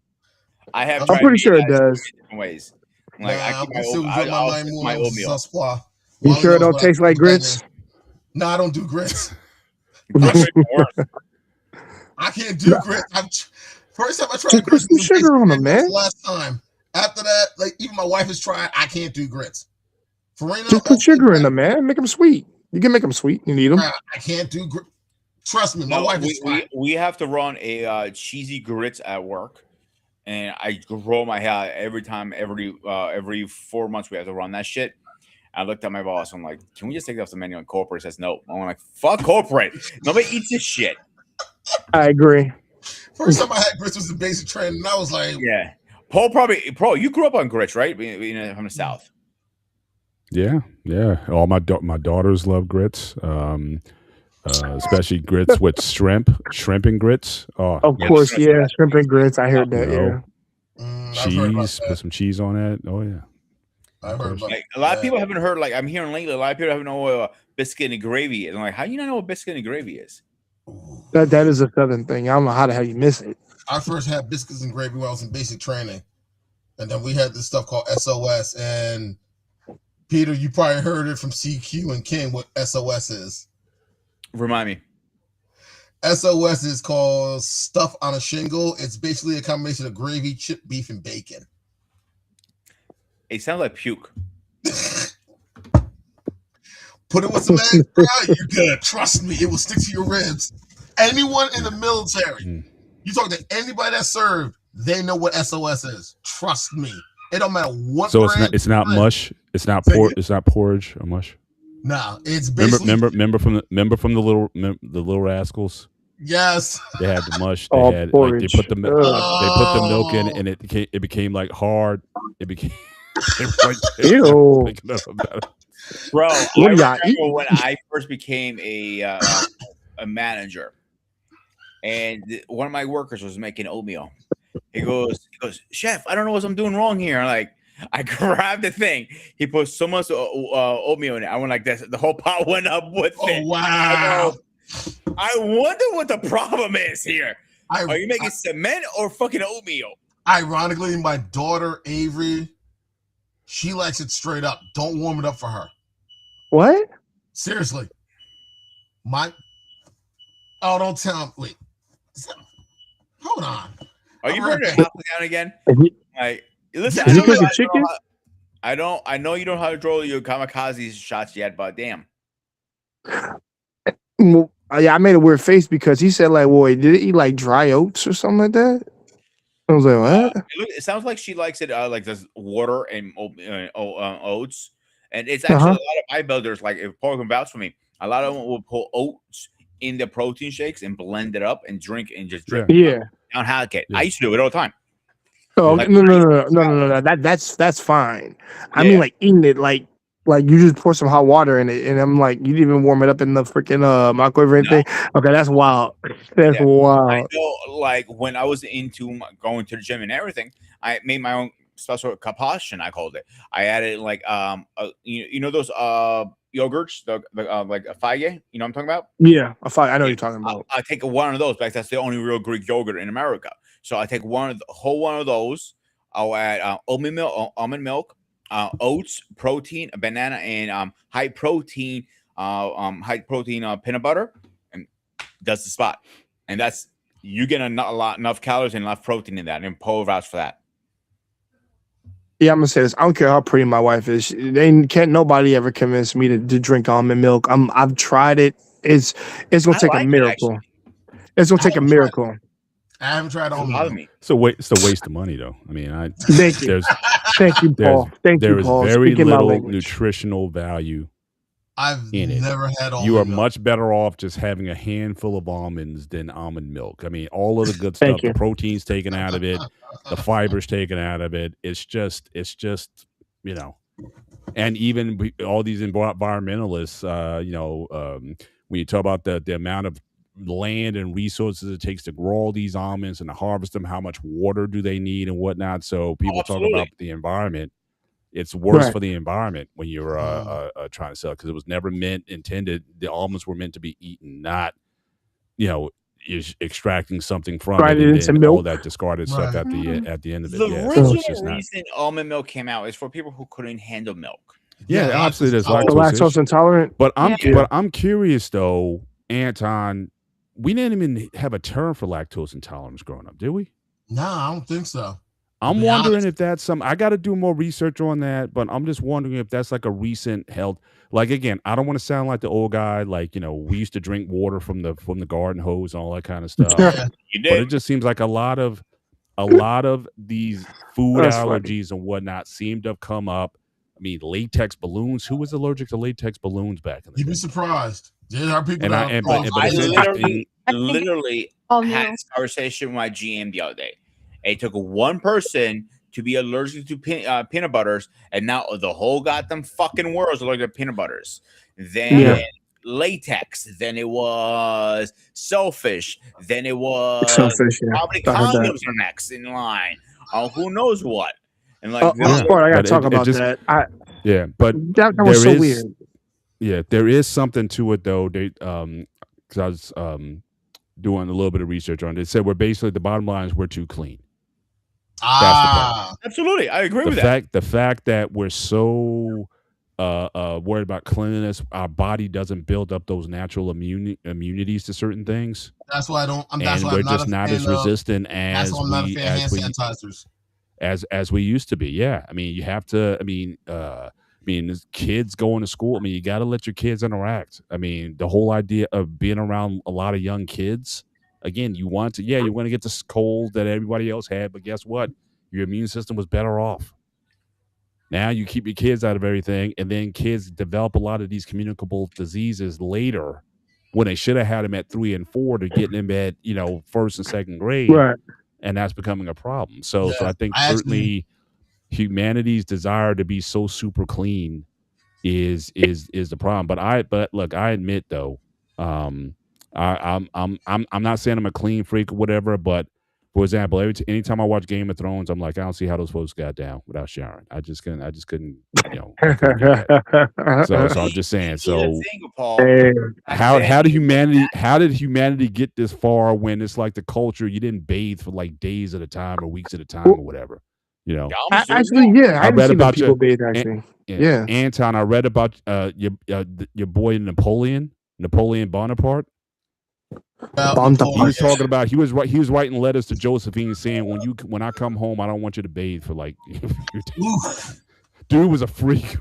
So I don't. oof. He had a stink fetish. I'm sorry, but Yeah, I technically mean, does that. just I mean, reeking. You know what I mean? So I just think that just as a society, but I think that is causing a lot of the issues. We're not, we're less able to deal with stuff. But that's the biology, right? Survival of the fittest. Why do you think that these germs and whatnot? Why do you think you got to take vaccines every year or whatever? Because the survivors are People aren't stronger than allowed the to ones that build up came the immune before. system. I remember. I Exactly, knew. and not we're not doing that. I do But think nobody had Pfizer- like vitamin D deficiency back in. I mean, nobody had that stuff back in the day. So again, that's another topic for Yeah, sure that we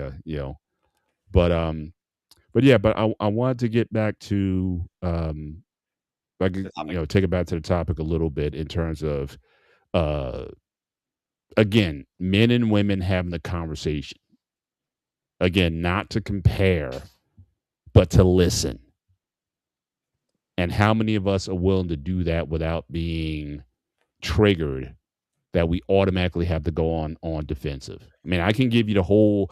If I want to talk about, in fact, the research. I mean, young men in particular are probably the most vulnerable. Because I was just looking at something recently, like young men, they're not getting into relationships, they're not having sex. They are, they're worried about their job prospects now, but you got automation AI coming up. They're worried about their future.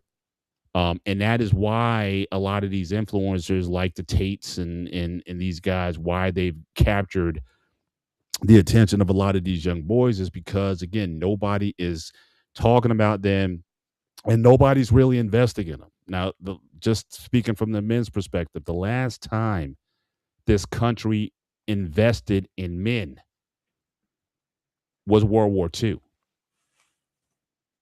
Because after the war, 7 million soldiers came back. They established FHA, which allowed you to buy a house. You got the GI Bill, which allowed you to go to school and obviously improve your skills. All those war factories became, work factories. You go back and get a job, and that led to the baby boom. I mean, which I guess everyone talks about it now, and that we're going to have all these boomers who are going to be retiring, and is Social Security going to be enough to pay for them and whatnot? But that's what caused it. When you created an environment where you could have a family, own a house, have steady employment, yeah, you can make babies now. And I think the society in general, though, I think needs to take a look at that. But that was the last time there was like any major investment. Yes, there were women. Certainly, women were in the factories making the bullets and the planes and everything. But generally, though, they created an environment for these people to have a head start. But it's interesting in this country too is that as much as we talk about family, especially from, and not to get too political here, but a lot of conservatives talk about family. but we don't do the things as a national priority that make having a family easier. I mean, Europe embarrasses us in terms of like paid family leave. Mm-hmm. Europe, it just totally embarrasses us in terms of how much time a woman gets off. I mean, I think here's like 8 to 12 weeks you may get off, if you're lucky, if you're a woman who has kids. I mean, what is that? The work hours, being the way they are. They took away the child tax credit there. You have the marriage tax penalty. I'm like, if I really want to help to resolve for those who really want to deal with the issue of the issues between men and women, make it easier for men and women to get together, especially to marry. I think you should get a marriage credit. So we talk about the marital tax penalty, where when you're married filing jointly, you pay taxes at a higher tax bracket than when you are single. I would put something in there to say, look, if you want people to marry, if you want them to have children, they're gonna need to have these things in place. So why not create an environment that allows those things to happen? Because that's deemed socialism. That's why. That's the problem. But again, that's so people are going to have a grown conversations like, what because do you want? the problem You want family, you want all these things to be there, but the situation is such where it's becoming more difficult to do so, and that people are going to be replaced in mass with this AI or automation that's supposed to be coming. That wave is going to be coming in full mass. Then again, what do you expect people to do? That's always been the problem. But just go. The problem is, that's seen as socialism, and you know how people, especially those conservatives. I got you, but we've done it before. Like I said, that's why I went back to World War II. After the war, they put all these things in place. It created one of the largest booms in the American economy. The growth of it created the middle class, because you didn't really have a middle class until until after World War II. Here's the funny thing that people forget, Paul. What helped start all that after World War II? And here's the thing that people forget: the New Deal. The New Deal laid the foundation. Yeah. And this is just after World War I, during the Great Depression, and World War II is already going on before the United States entered World War II. So the New Deal helped lay that foundation from after World War I and the Depression. Lay that foundation to help. Then, of course, the U.S. World War II was already going on, but the United States didn't officially enter until 1941 because of Pearl Harbor. Correct. And then after World War II was over, everything else came into play to help lay the foundation to what is the middle class. The problem is you have individuals in those positions that don't want to do that because they want their cut. Plain and simple. Yeah. But again, it's going to, we're talking about this wealth gap that's happening in the country, and it's gonna have consequences down the line. That's why I'm encouraging men and women individually to humble themselves and have a conversation. I mean, all this superficial stuff, you watch these pop the balloon shows or whatever, as soon as the brother comes out or the woman comes out, I mean, over what? I mean, are you doing better? That's the thing. Everybody thinks they can do better. Everybody thinks that, I got a bunch of options. Really? And we got to be like, look, I'm average and you're average too. No, I'm fine. Don't be calling me average. I'm average. I remember my wife is average. I remember this a long time ago when I was working at my job. And there was this one young lady, we kind of talked and everything else, and we had real deep conversations. And I remember she asked me, on a scale of 1 to 10, where do you rate yourself? And I honestly told her, I'm a 7 at best. She was shocked. She was like, you don't rate yourself a 10? No, I am 7. But I'm willing to put in the work and the time to become a 10. In other words, I'm willing to put in the time and the work to become a better version of who I currently am. And that's what she liked. The problem is with a good number of men, they're afraid to try and fail. Mm-hmm. Whatever happened to trial by error? I think everyone's afraid. And that's the problem. And that's everybody is so scared of getting it wrong that you will leave a situation on the first instance. Again, I hope everyone understands no one's perfect. Again, you're basically looking for some good raw material that can be cultivated into something. Like I said, obviously you got to have some values. That's what I'm saying. In the dating process, all you're looking for is, again, one, you're attracted to them. Second, do they have the core values? And then everything else you can kind of work from there. You know what I'm saying? And let's go from here. But it's like as soon as one indication that's out, it's like you're done. Now, I'm not saying that there aren't red flags. I mean, there's certain things you got. Yeah, violence, outbursts, or not wanting to, talk about issues and whatnot. Yeah, I mean, those are things you should be able to look at and say, look, these are things we need to, those are things you should be aware of. But everything else is just superficial. Yeah. Everything else is vanity.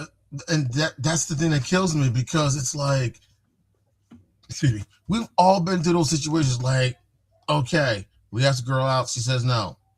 Crash and burn. Get back up. What's the one thing every time we've had a situation when we fell, what's the first thing they always tell us? Get back up, get on your feet, get back on that bike, dust yourself off. The problem is with this generation, they have no sense of resiliency.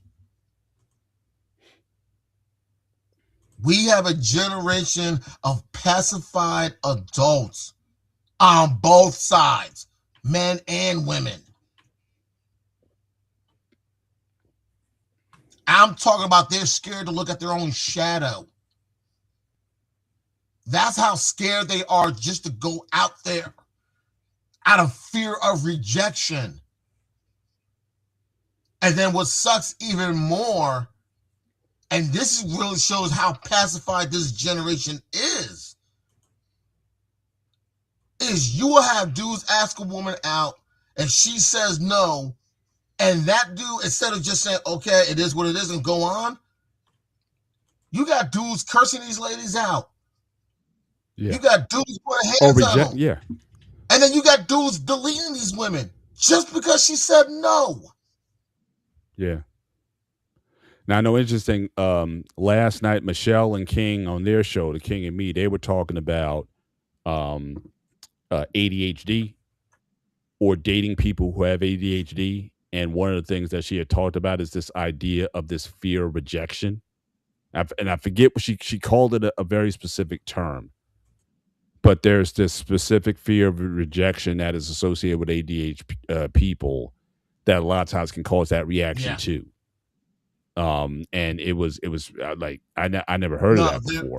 That's real. But yeah, you're right. The idea of not being able to take a no. Yeah, that's and the actions that follow after that. That's pretty. It's pretty scary. And Paul, I can speak on that because I have ADHD. I've spoken about my ADHD and my learning disabilities and my depression. That's real because you have tried so hard. Like if you never, it's called rejection sensitive dysphoria, RSD. Or RSD. Yeah. And the thing is, it's that you're never good enough. And if you've had situations in your life where you've always came up short or you never lived up to expectations, you always feel like no matter what, you're never going to be good enough. And I'll be honest, I probably was dealing with that for a period of time because for a period of time, like I even told you guys when I was in college, I was asking ladies out. I always got a no. I always got friend zoned. Even a few of them thought I was gay.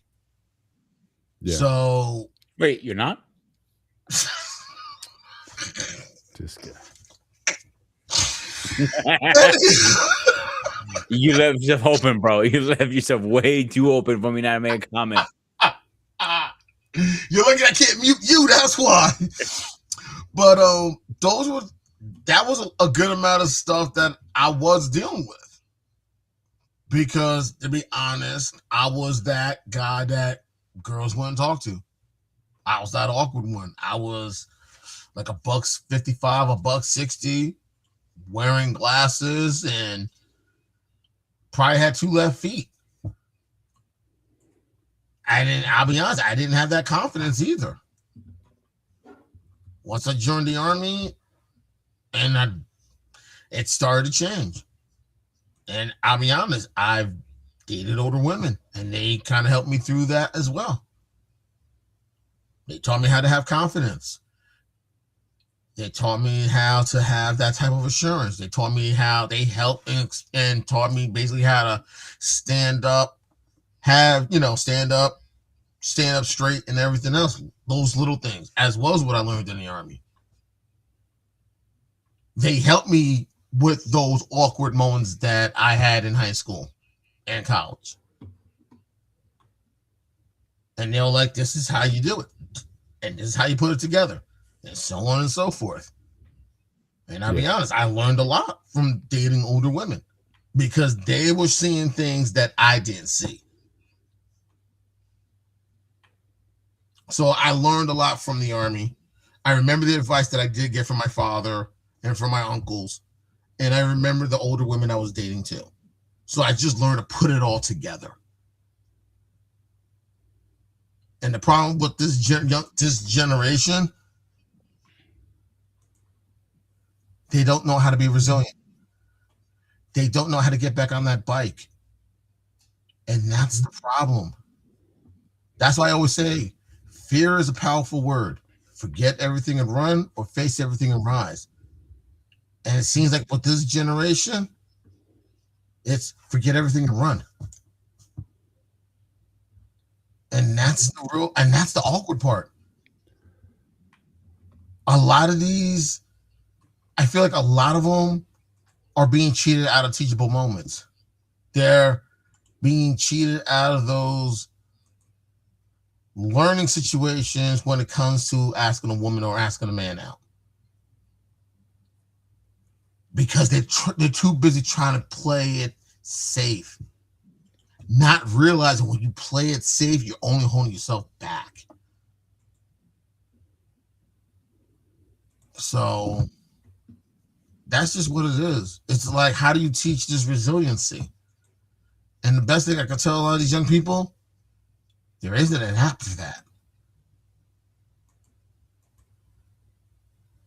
Plain and simple. And that's the problem. They don't know how to function anymore. No, they don't. Like we did. And, to function without social media, how to function without a smartphone. I know kids now, they don't know what $1,500 means. You have to literally spell it out for them. And that's scary. Yeah. So, but we're coming close to the end of the show. Let's get our final thoughts in. Paul, you want to go first? And Wally, do you have final thoughts, or am I skipping you? Well, you didn't ask me nothing, so you may as well. I didn't get a chance. Well, that's the part of the game. All right, but I would like to hear. I would like to hear from Wally. Yeah. I mean, just in terms of the general What are you gonna question, ask if you me? just got something to say on, just the general. So the topic of the show obviously was men versus women who have it worse. Just your general thought on the question itself. Like when you hear that, what's the first thing that kind of comes to your mind when it comes to that? How do you feel about the question? I mean, honestly, I questioned how are y'all even going to take this conversation and put it into a show, because in my honest opinion, me looking at this as a title and then me looking at it as a thumbnail, I just question myself: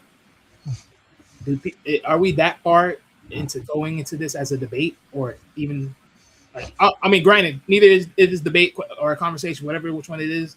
But I mean, since you put verses, I'm obviously taking it as a debate based upon language. So Mhm. I mean, for me, it's like, yeah, can you have a debate about this? Of course you can. But is it a necessary one? No. And when I say necessary, I mean, let's be real. Men and women all got problems.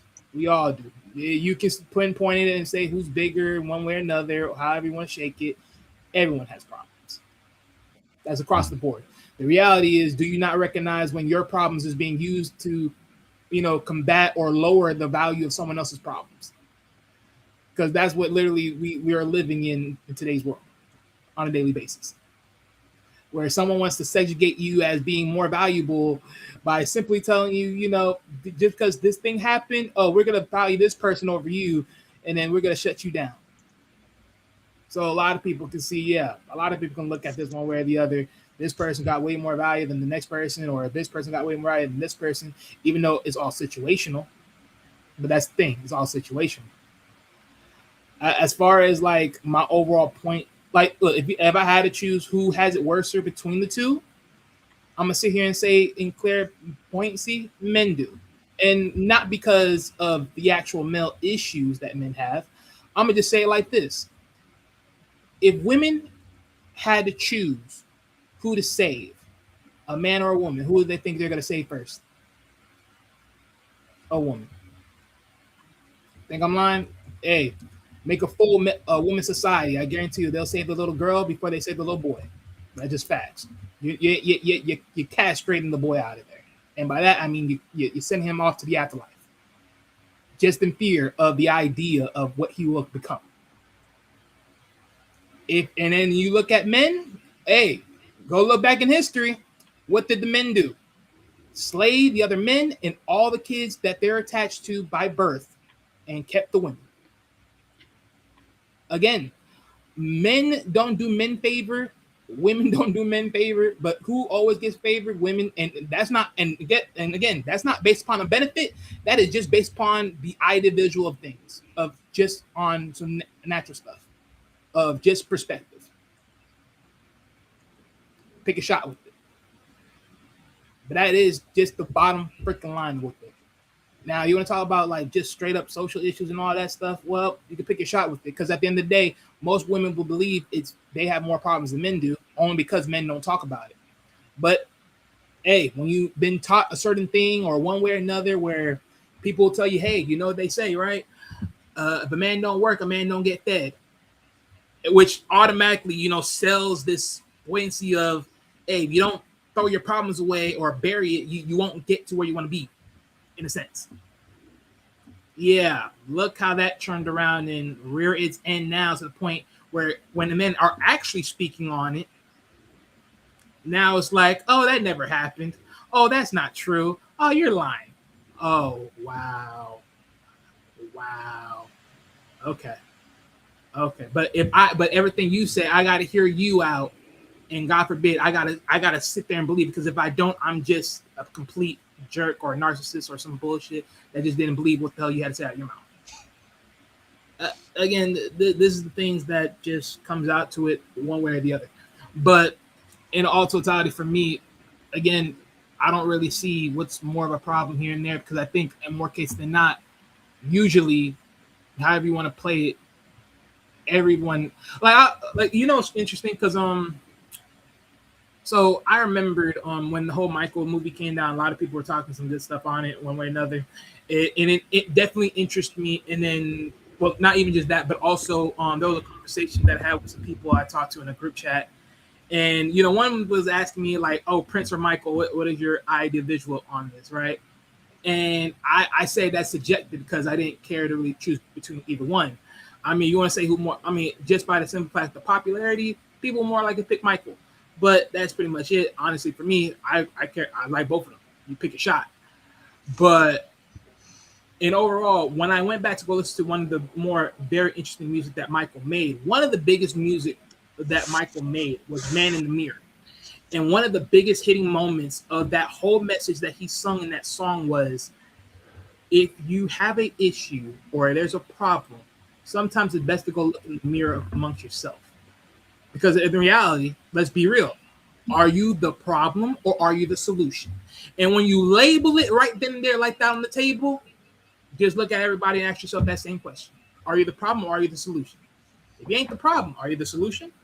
And if you don't got the solution, then you might be the problem. But most people will never accept that. So we are what we are.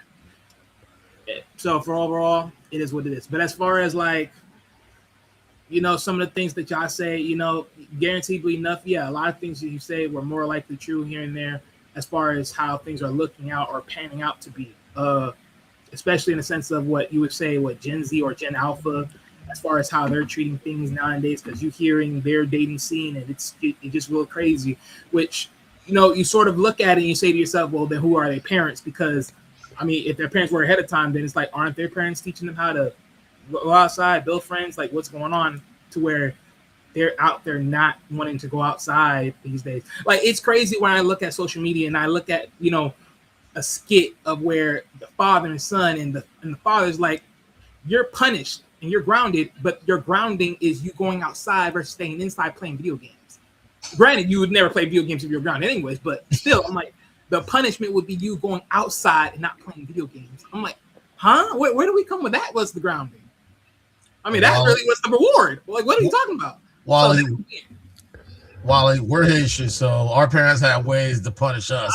Hey, look, I'm just saying. Oh, I didn't know that. But no, yeah. But my thing is, like, when I see that, I'm like, in a world where that is a thing, like, no, what?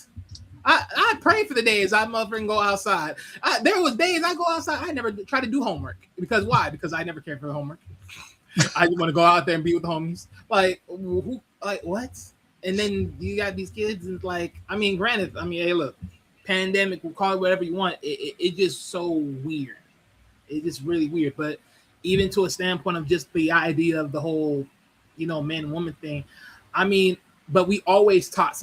But the thing is, because one of the biggest things, I think Anton pointed this out, was the concept of fear. I mean, fear has always been a lingering concept forever. It's always been a lingering concept. Oh, think about it. Who's taught more to quote unquote embrace the idea of dating? I mean, in the sense of asking someone out. Let's be real. The overall wrenching point of someone asking someone else out is always the boy got to ask out the female. But that's a safety net for the female more than anything else. So guess what? You leave the decision on to her all the time. She gets to make the decision to yes or no. But let's put the flip on the other side. Oh, but no, we ain't gonna do that because that's just not. But at least if she sends social cues like, you know, just looking your way and smiling, that's cute. It's all cute. For me though, as far as like I said, I said this sometimes, I'm saying multiple times, I'm still saying it. The way I look at dating or relationship today is like, I had my moment in this. Trust me, I had my. How would I like to sit here and say it? I mean, it's just, to a lot of people in certain communities on the internet, I had my red pill moment. I would also sit here and say I had my blackout moment within all of this. And I let it go because honestly, all in all, I can sit here and say it like this. If all things fail and I just stay single, wouldn't I not still love myself? Yes, I would. Well, that leaves it there because I don't give a freak. Hey, look, because let's be honest. Let's be real honest. Because I want to ask this, right? Because I had this thought-provoking thing about this, right? Everyone is trying to, one way or another, is trying to put a barrier on love in one way or fashion. However that looks amongst everybody in the world, however that's situated, right? If you put a barrier on love, is it really love? And if it ain't, then understand when I sit here and say this, I don't want it. Respectfully, I don't want it because again, I hear this. I hear this so much times, right? A woman can be, well in her livelihood and everything else, but a man could be comfortable in what he's doing and handling his business and everything else. But because of the idea of mixing lives and everything else, it has to be more than what it is because, of course, thanks to societal of the bills and the rent and mortgage and everything else, all these things become a thing. But I asked myself today, it's like, okay, if just in the situation of it all, because don't get me wrong, right? Love do have priorities, right? It is what it is. However you want to look at it, it just does. But my overall thing is, if you're good at where you at, and I'm good at where we at, what is the barrier on love at this point? If love, because think about it, if love from a noun perspective, it is just the simple terms of emotions for someone else or for another person other than yourself. And the verb aspect is the love, aka the actions you take towards that said person. Then again, what is the barrier?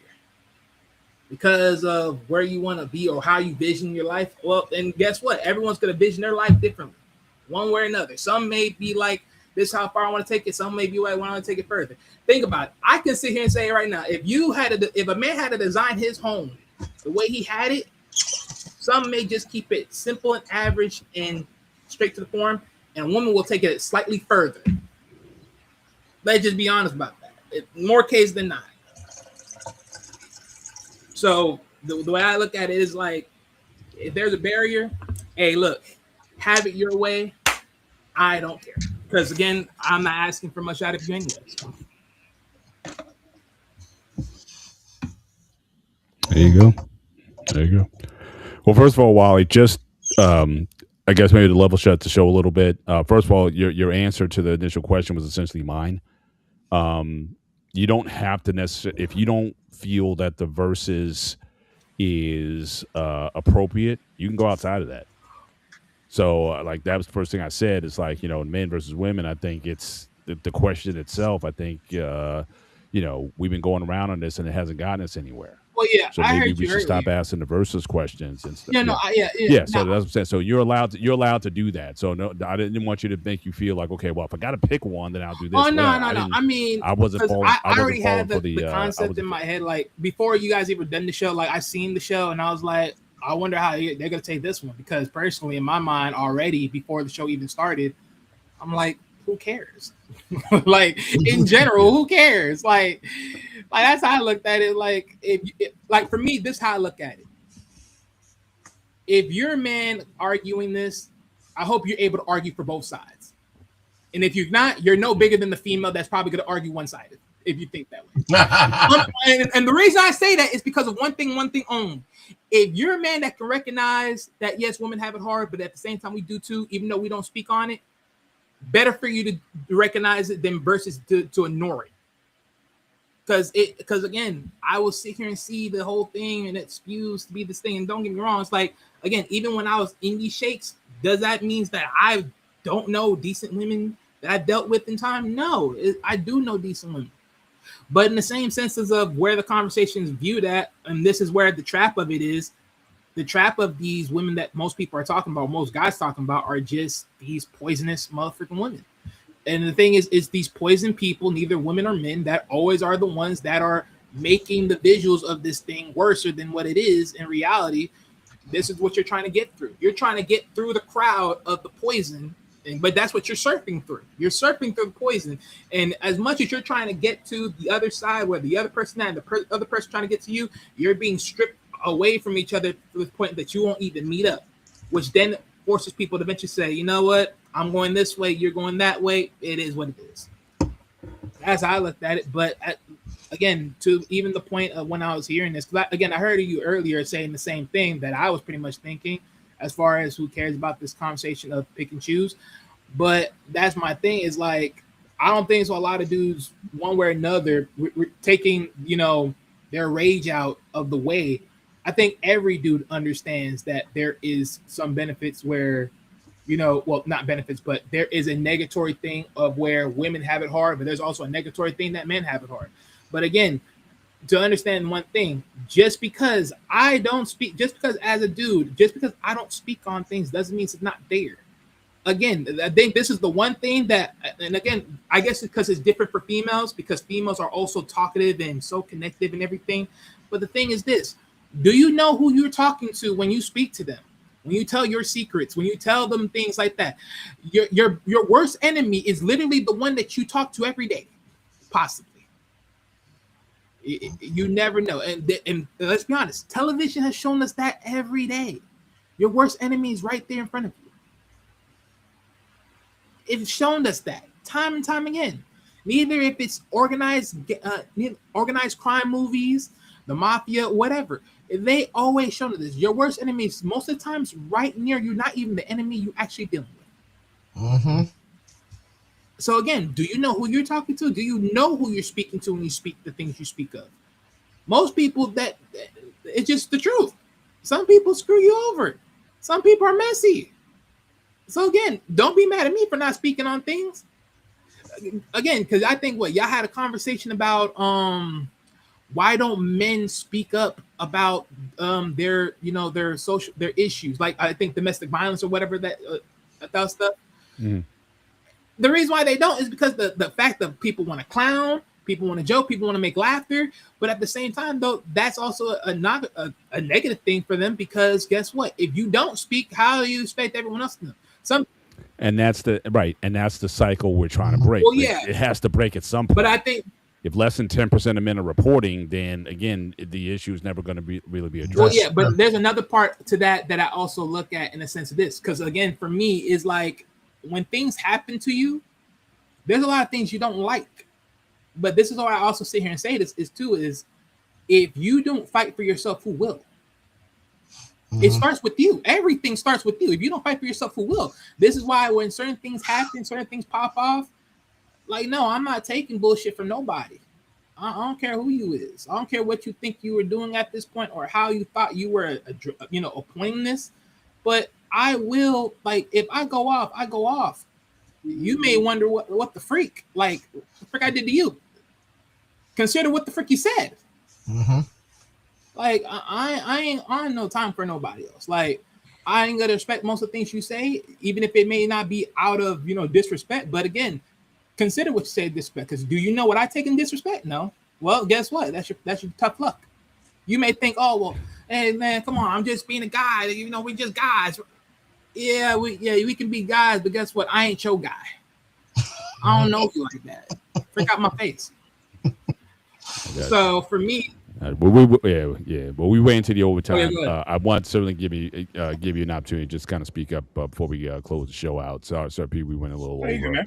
But if you want to continue, I think I said my 2 cents. Anybody else wants to give a closing thought? My thing about it is this: men got issues, women have issues. Plain and simple. The problem is, are you willing to work together? Are you willing to work together to find solutions?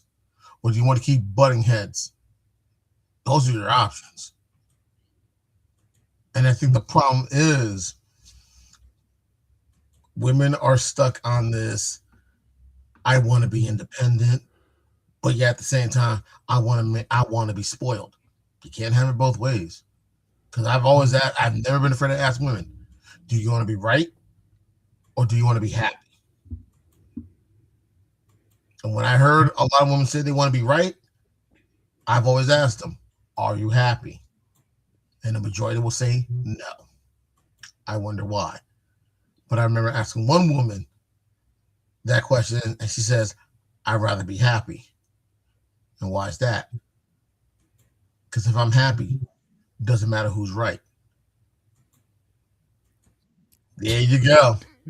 And you'd be surprised. Hang on. I like that.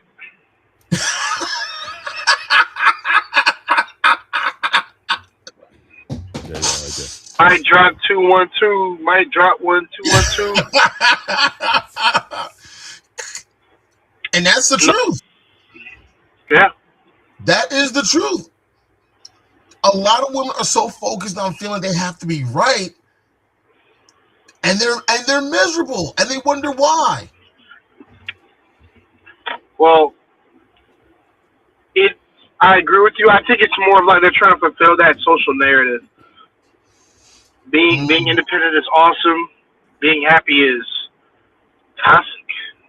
No, they think being happy is submissive. Oh, no, say that again. Sorry. Some think being happy is submissive. Well, if And that's the case, What's up, Wally? Go ahead, Wally. no, go ahead. You were about to say it. So how's okay, being how about happy you? being submissive? Like that's Well, no. that's a new one. Well, I'll sit here and say this, right? If any man was saying that they were happy in their marriage, technically, wouldn't they be submissive too? Yeah. So, Submissive to his role. Yeah. well, I wouldn't say submissive to the role, but submissive to his relationship. But okay. Oh, relationship. Well, that's what I meant to the role to the relationship. Yeah. Basically. So yeah, I'm including all of that in there. Right. So Right. yeah. But the thing is with them is just like it's more so, and like I said, I'm with Mr. Bennett. I'm with Wally, with Sparta, and so on with all that because the thing is, it is a hopeless endeavor, is what I always call it. That was the word I was trying to say earlier, guys. That's Hopeless what that's endeavor? what he said. Hopeless endeavor. That's what it Okay. is. Talking about most of this shit when it comes to the verses. It was just like it's not a verses. Like I'm not with women bashing and dude bashing because they bash each other. Yeah. Personally, let them. I've always like I'm gonna use the words of Magneto. Let the pawns destroy each other.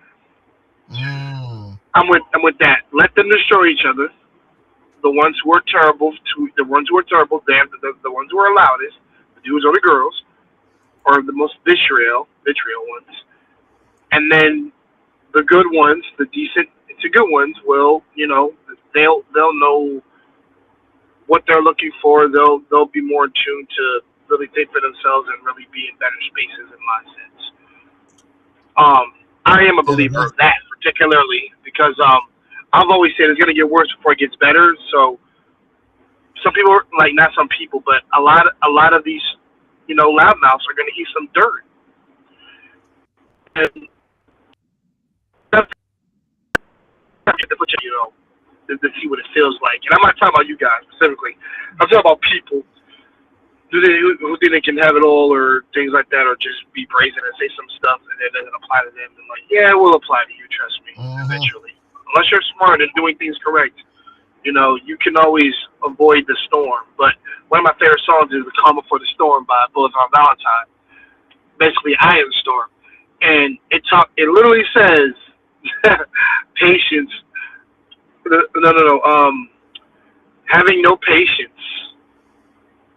will kill you faster.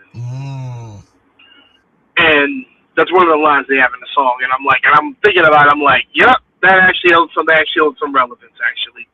Impatient fools end up being martyrs or sacrifices, while patient men end up living longer and building their legacy. Or at least